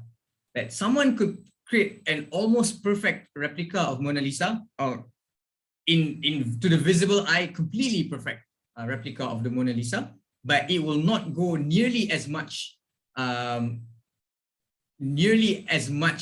in value for the real Mona Lisa, even though it may look exactly the same. So why does this happen? It's because the original is authentic. It's proven to be the original one. And that's something that money can't buy. Like even if you could download, right click and save image, or get someone to draw an exact replica, it will never be exactly the same because society hasn't been convinced that your version is the correct or original version versus another. Obviously, in the current space, there's a lot of hype, and when it comes to bubbles, like humans jumping on the bandwagon, it always happens that hypes go crazy. So a lot of the current valuations that you see are also reliant on this hype, and it, in my opinion at least, probably will not sustain itself at these high values. But some of them probably would still retain high values. So Ray's asking, did I create an image in my background? It's a good question because I'm just gonna.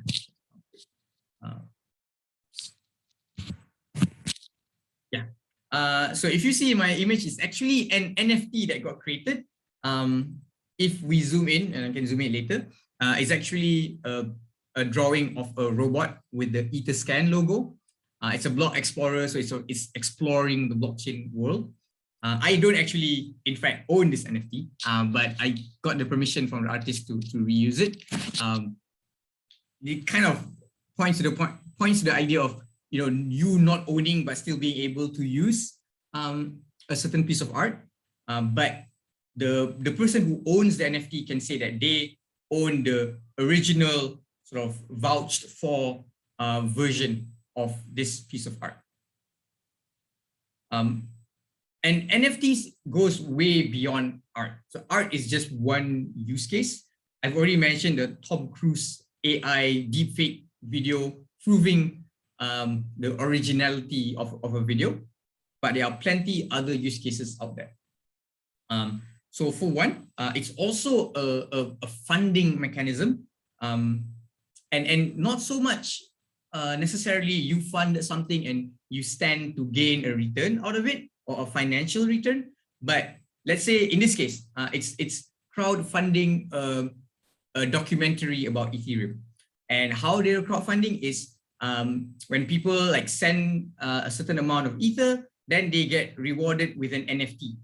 And that NFT just kind of the owner can use to prove that, hey, I'm one of the small select group of people that funded this special documentary.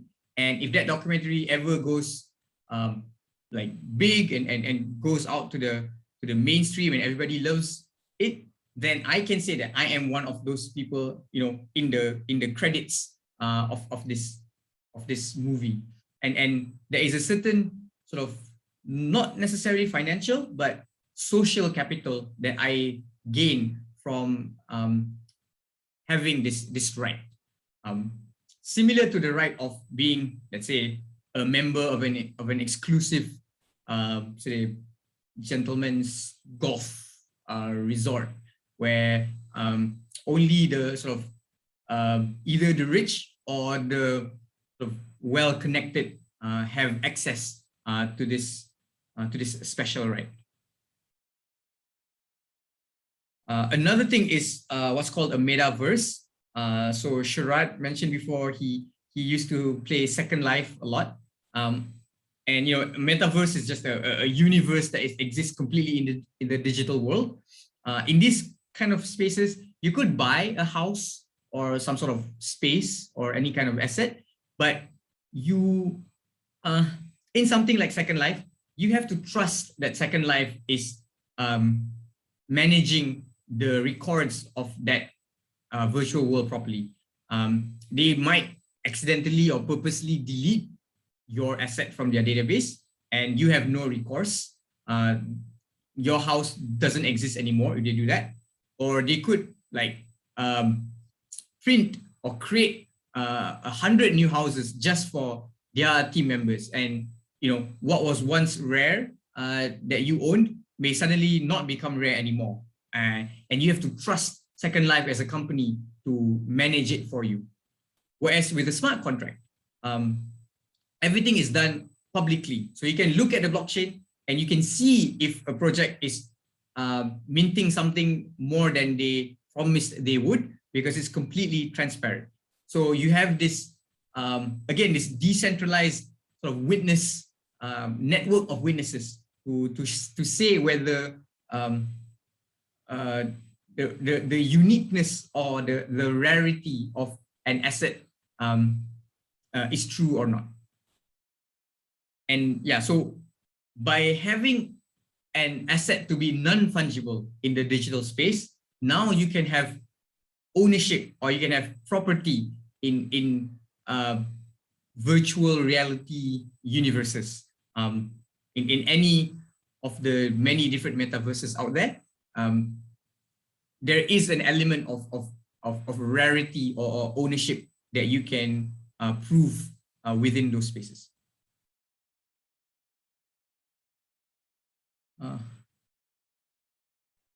So Ray's asking, I used to have a mosque which I commissioned on a piece of land in Second Life. I have a film of it. Can that then be sold as an NFT? So when it comes to Second Life, at least at this point, it's entirely in their own database. They manage that database and they control it. So even if you were to sell this piece of property, it's only an entry in Second Life's database. So the person that's buying it from you have to trust that when they're buying it, that somehow you guys are managing to convince Second Life to change the ownership within their database to go from you to that person. And that Second Life itself is securing the transaction records and the total supply of assets within their database properly. So just the video record. So if you were to say take this video and mint an NFT and link the NFT with this video, you could potentially sell this as an NFT, but whoever is buying it from you would quite conceivably ask, what are they actually buying? Are they buying an asset in a metaverse that they can use, let's say, to house parties, or well, it's a mosque, to house, let's say, readings of the Quran, or just host like gatherings in, or is just a video of a mosque that they can't actually use in other contexts. So there's a big difference there, right? It's like the difference between saying that you have an original Nike Air Jordan or a video of a Nike Air Jordan.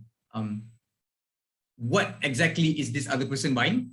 If it's just a video of this Second Life mosque that you have, then I would argue that it's essentially the same as you selling a video of a Nike Air Jordan shoe and not the shoe itself.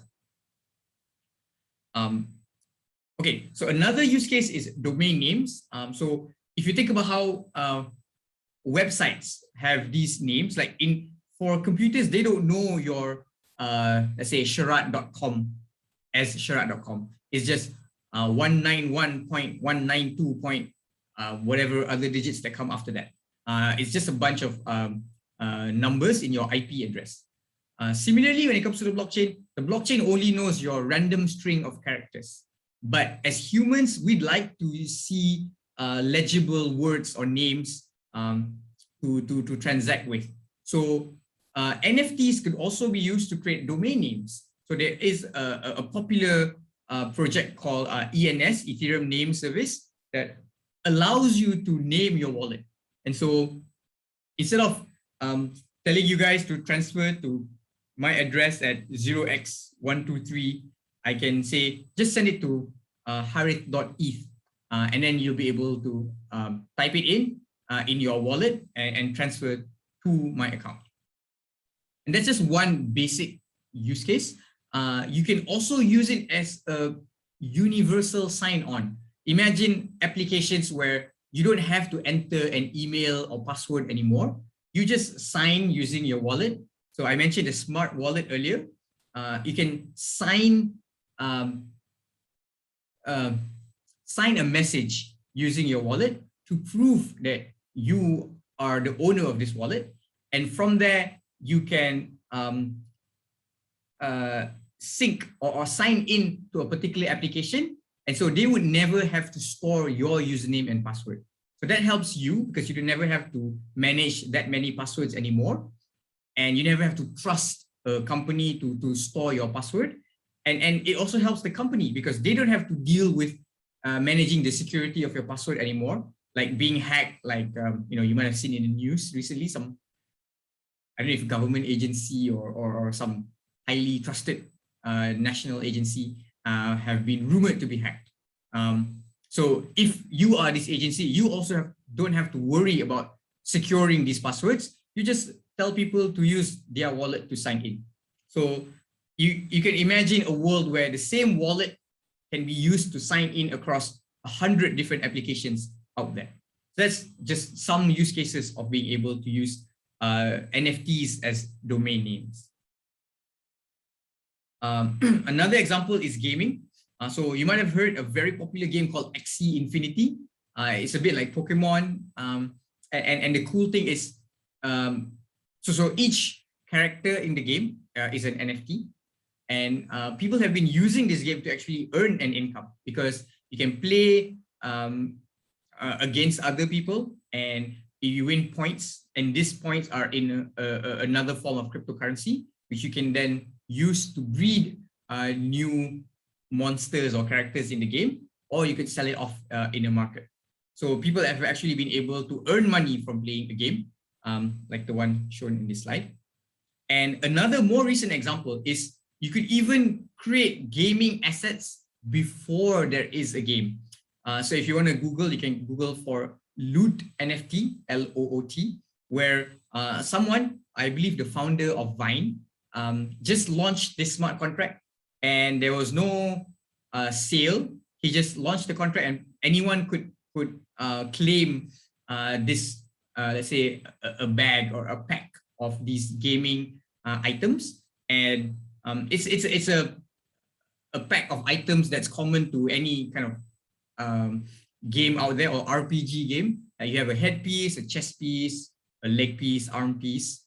So these are just like wearables that you can wear, and people have already created games on top of these assets. So like you've created gaming assets, and other people out there can create games on top of those gaming assets. So you can have a gaming asset and use it in a game, and it can be multiple games. So like in the example that Ray said earlier of the Second Life thing, like potentially like the mosque that you've bought could be used in not just Second Life, but also in other games or virtual reality universes out there. Like it's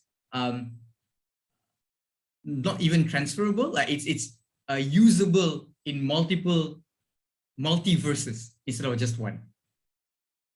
So that's one potential thing with using NFTs in games or metaverses as well. This one was just recently announced. You can see a couple of days ago. I don't know if you guys have heard, there's a website called kitajaga.co.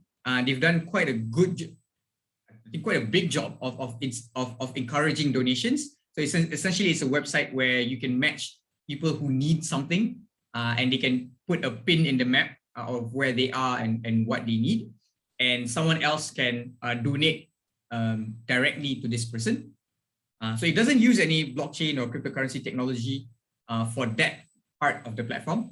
But a couple of days ago, they announced they can give NFTs for the people who donate money. So when you donate, you get this badge that you can show off, or you can just store in your wallet.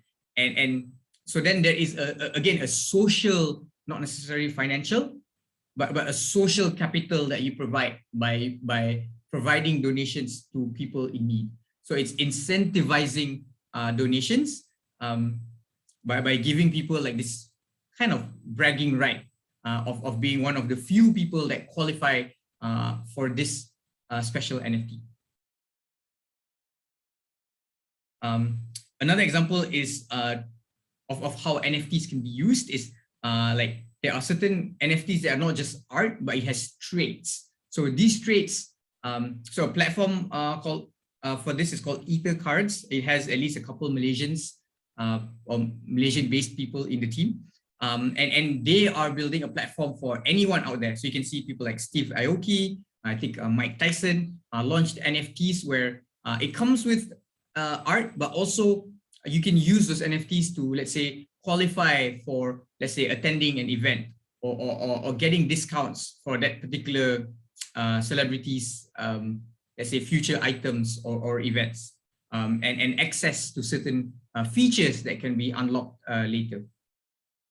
So it's NFTs that are dynamic, that can be provided with superpowers that you can use, and you as the, say, artist or celebrity, instead of having to create this entire NFT with this weird like technical parts to it, you can just use their platform to give to your users or fans not just this piece of art, but certain traits or characteristics later on that can get you closer to your community.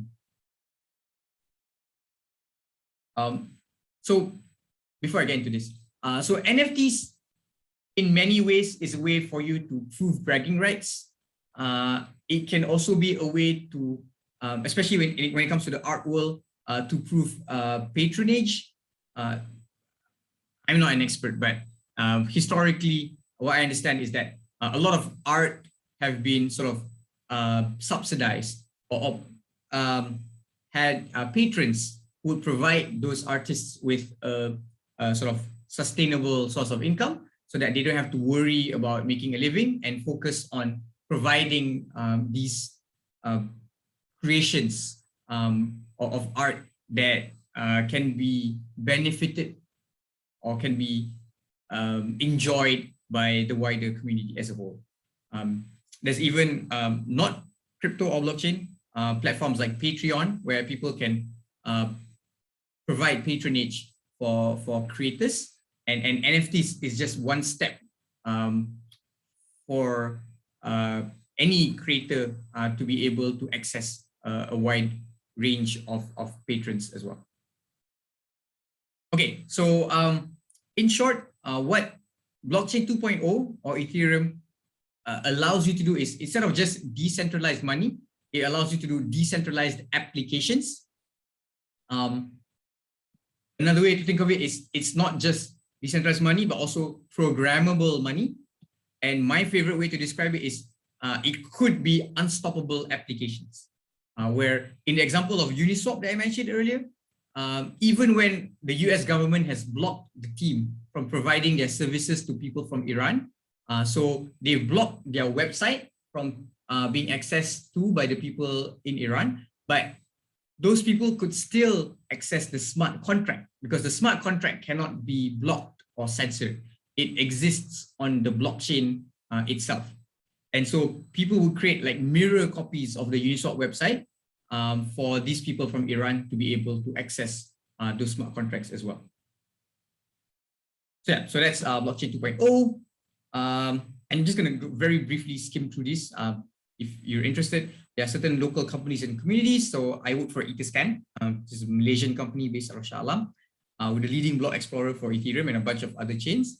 As CoinGecko, which is like a company that aggregates data for any particular cryptocurrency. Kind of think of it as like even on your Bursa Malaysia, you can let's say go to some websites and see like what's the price, what's the volume, what's the like certain details of a particular stock or share. So CoinGecko does that for cryptocurrencies. There's a project called Ribbon Finance, which is, well, not exactly Malaysian, but the two founders are Malaysian. There's KitaJaga.co that I mentioned earlier, Blockclimb, which is a kind of education company that tries to train up more blockchain developers. And there's Luxtag, which is a company that tries to prove provenance using the blockchain technology. There's also some communities. There's Ethereum Malaysia, the meetup group that I run. There's a very big Facebook group, which I think right now have maybe like 55K members, called Bitcoin Malaysia. There's a G1 group that has some of the like richest whales in Malaysia. It's a highly curated group. There's Access Malaysia, which is like a kind of like a group that's representing the local blockchain space and talking to regulators and government agencies and so on. And I guess very interesting for people in this call is there are local communities that are very active in the NFT space, specifically NFT art space. So there's both NFXT, which is not strictly Malaysian, but a lot of the members are Malaysians, and there's Malaysia NFT. Both of them have very active Discord groups where they would have, as I understand it, even weekly minting parties where people can join a community call and mint NFTs together. And so if you're not sure, they can help during those calls. And it's just very active Discord groups in general.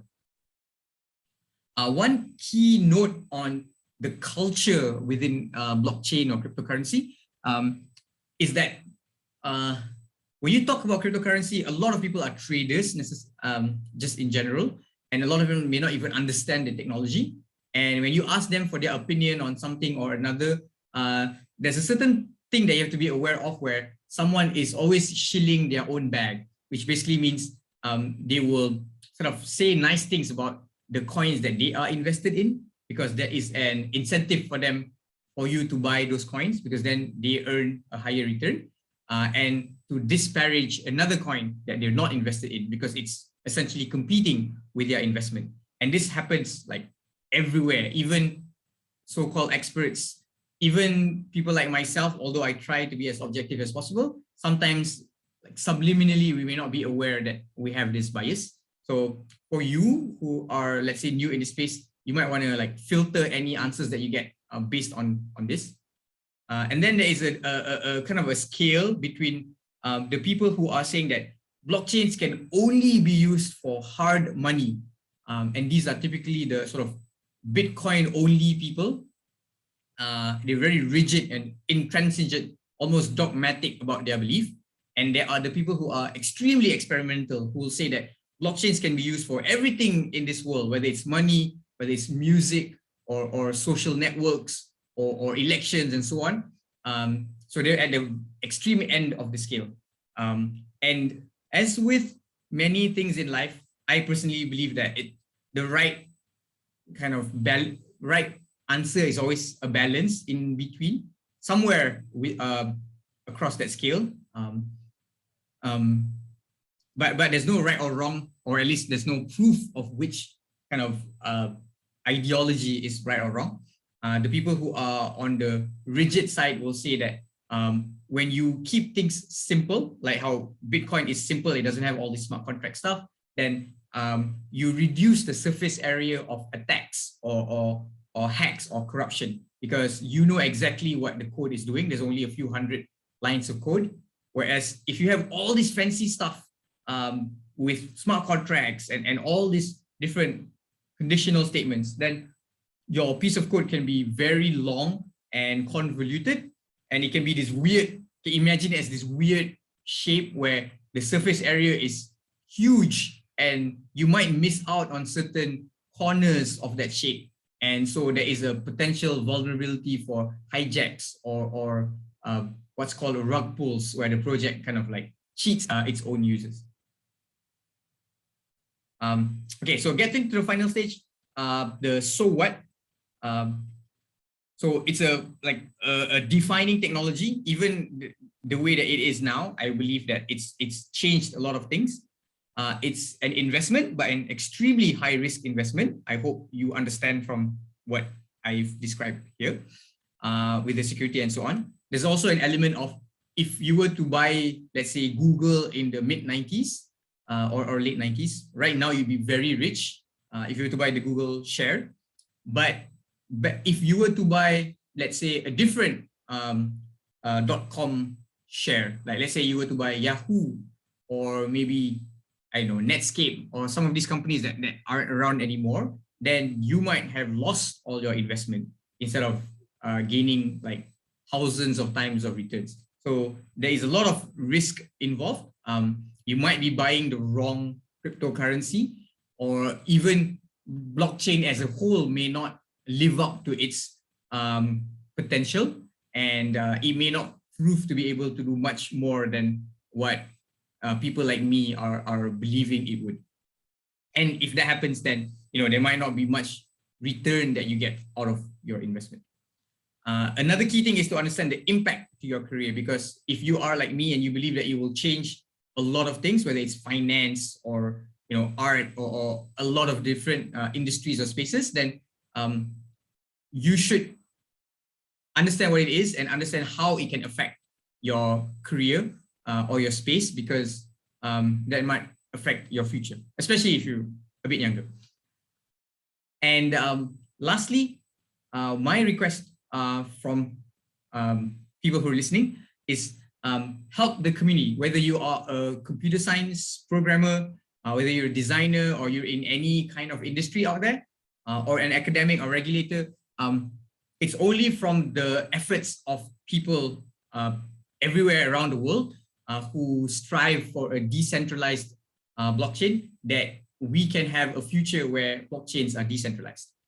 Once upon a time, there were efforts to create a centralized internet where there are many walled gardens, and so if you use Yahoo or Netscape or many different other, let's say, browsers or networks, you are only able to see within those networks, and you cannot cross over to other places. And it could be argued that even the internet that we have now is highly has high walled gardens, like Facebook and Twitter and Amazon would restrict the number of things that you can do, or might be able to kick you out of their networks for things that you are not necessarily in control over. And it's not fully decentralized.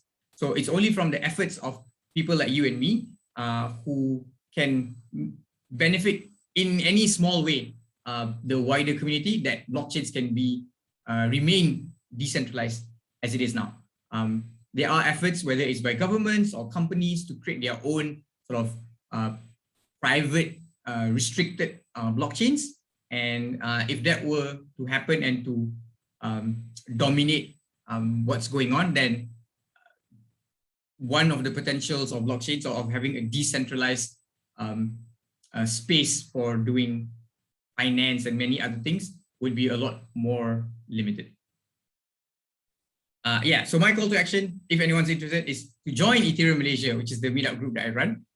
We try very hard not to talk about prices and so on, but understanding the technology and the use cases of this technology. And we so far have been able to invite guests from all over the world, from leading projects in the space, who can share from the firsthand what their projects do and the different things that they're dealing with.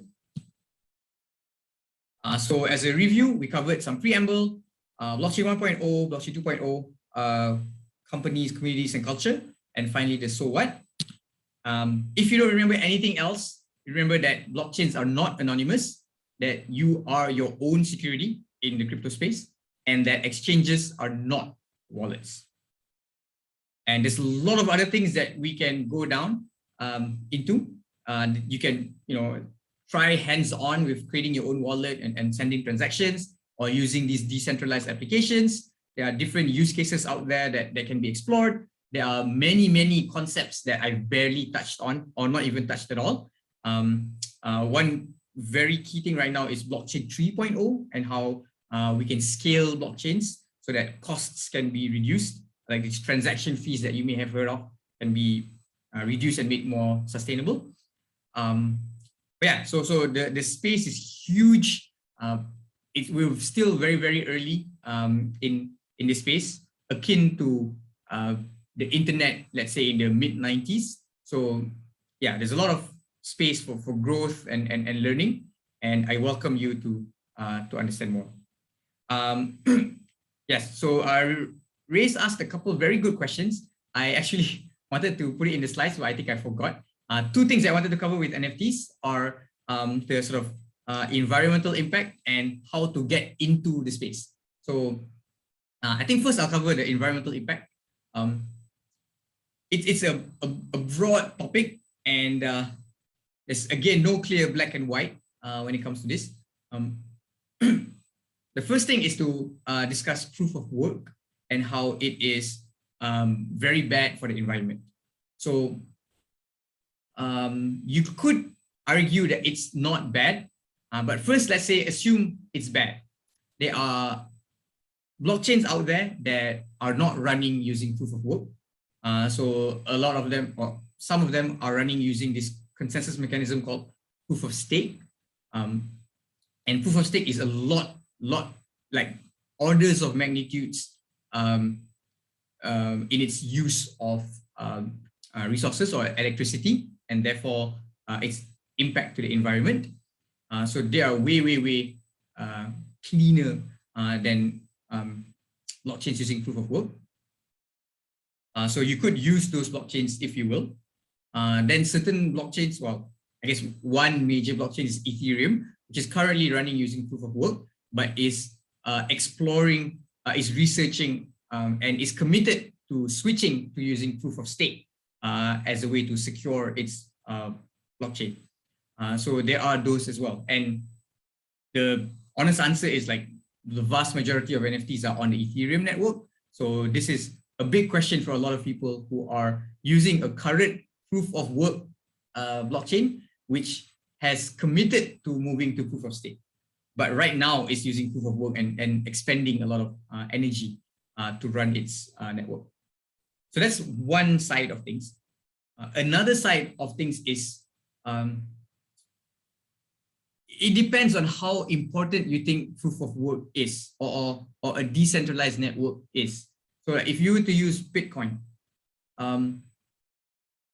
if you think the value of having a decentralized currency that no government has control over, that if you were a Syrian doctor, you can store your wealth that you've accumulated over your lifetime, and such that if you were to migrate as a refugee somewhere else and be able to start over with all those wealth that you still have. If you put a lot of value to that, then you may argue it's worth having proof of work, even with all of the costs that it incurs, because it allows you to exit a financial system that you may argue is corrupted or stacked against you into one that is fair for everybody.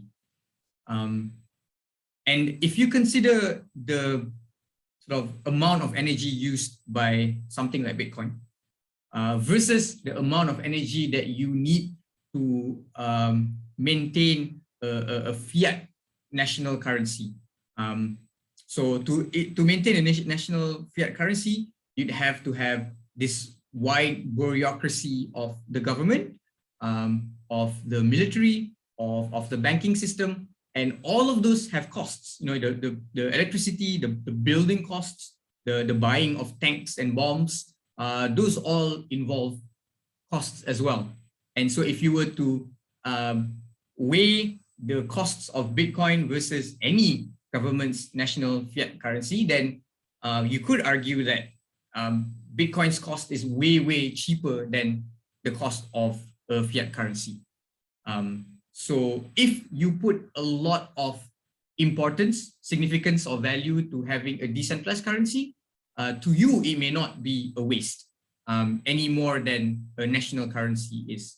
But to someone who doesn't have that same weight of importance to a decentralized currency, then they might say that it is a waste. So it's relative on what is considered wasteful or not. Just a very quick note, there's also an argument I don't necessarily buy into, but other people have put out that proof of work actually incentivizes clean energy because it incurs costs for you. So if you can get renewable energy to power your mining computer, then it's cheaper for you, because let's say if you were to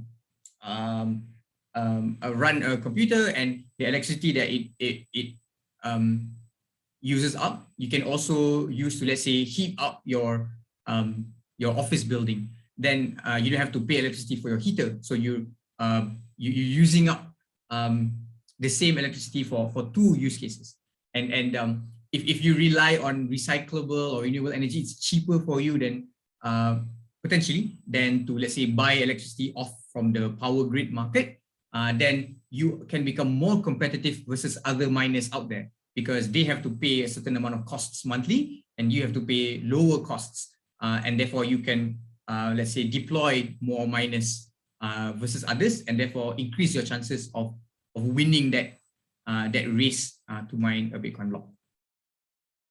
So I hope that answers the environmental impact question.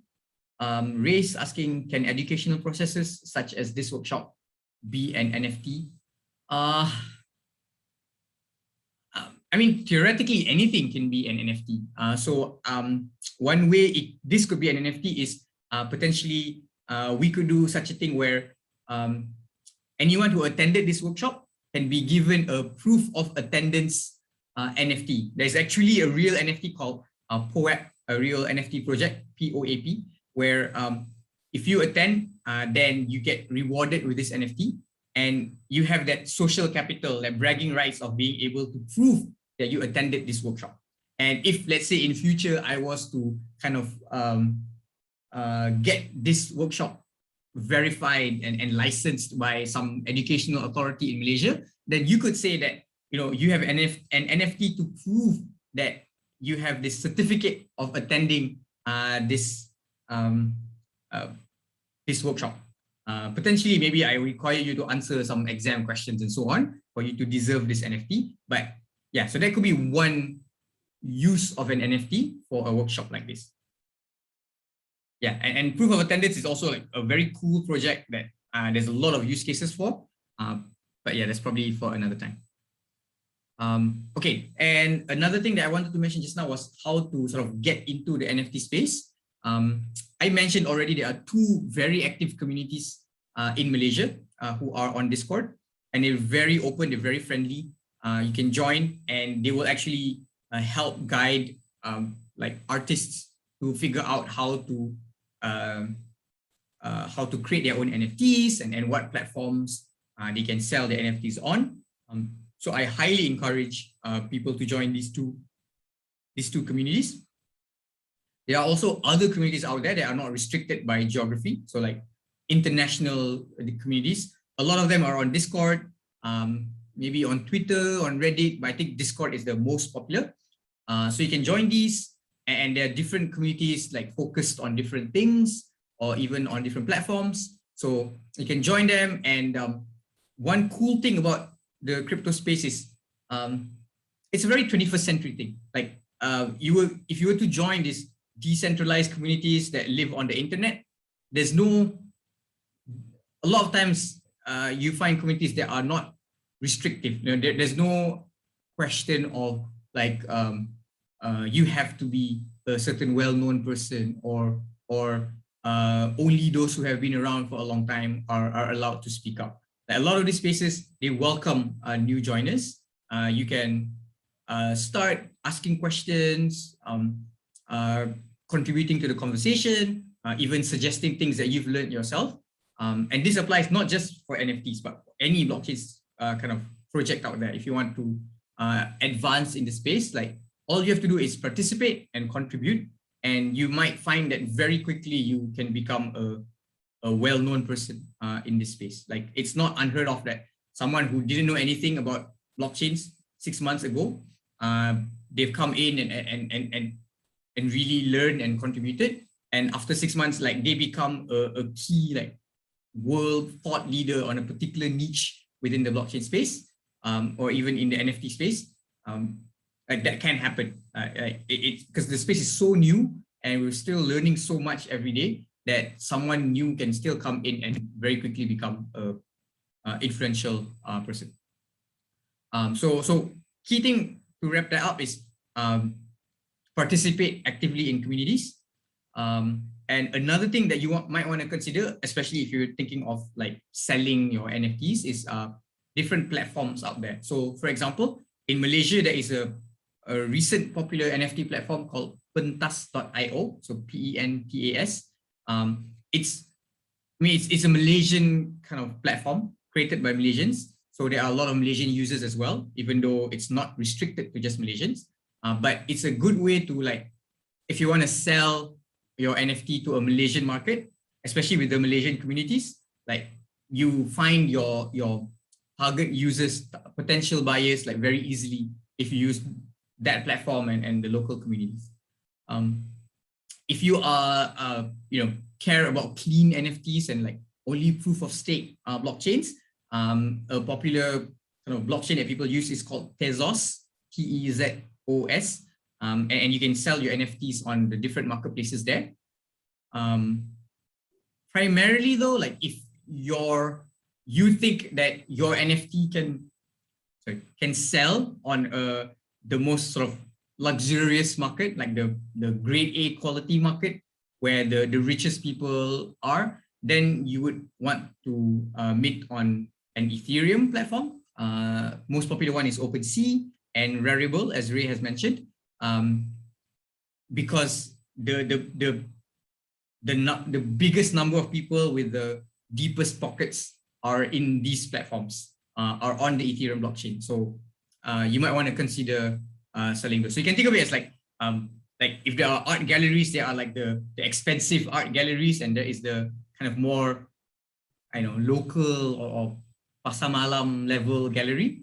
So if you know what target market or target user you want to sell to, that might inform your decision on which platform or which blockchain to sell on. Just generally, if you sell on Ethereum, it will incur quite a lot of cost, because as I mentioned earlier, the transaction fees, and it's very high right now, especially on Ethereum. And that's a function of a lot of people are using it, so it's very congested.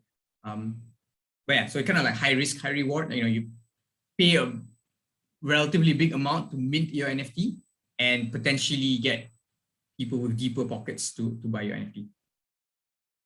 Okay, cool. So yeah, so I hope that answers the question. And yes, I am familiar with Rarible. I believe it's the second largest NFT marketplace platform. Voice, I'm not too sure of. Yeah, okay, Sulin had to leave, but practically this is it for the talk. Yeah, so I think it's okay, 2.5 hours. So yeah, a bit over the 2 hours that was promised. But yeah, so this is pretty much it. If you have any other questions, feel free to ask. I'm happy to answer. To Sharad's question, I'll put this up on YouTube as soon as I can compile the video and upload it. But yeah, so if everyone needs to go, this is perfectly fine. We're at the end of the talk already, other than any questions. So yeah, feel free to leave if you have to. And if you have any questions, feel free to ask. Otherwise, I can end the talk already.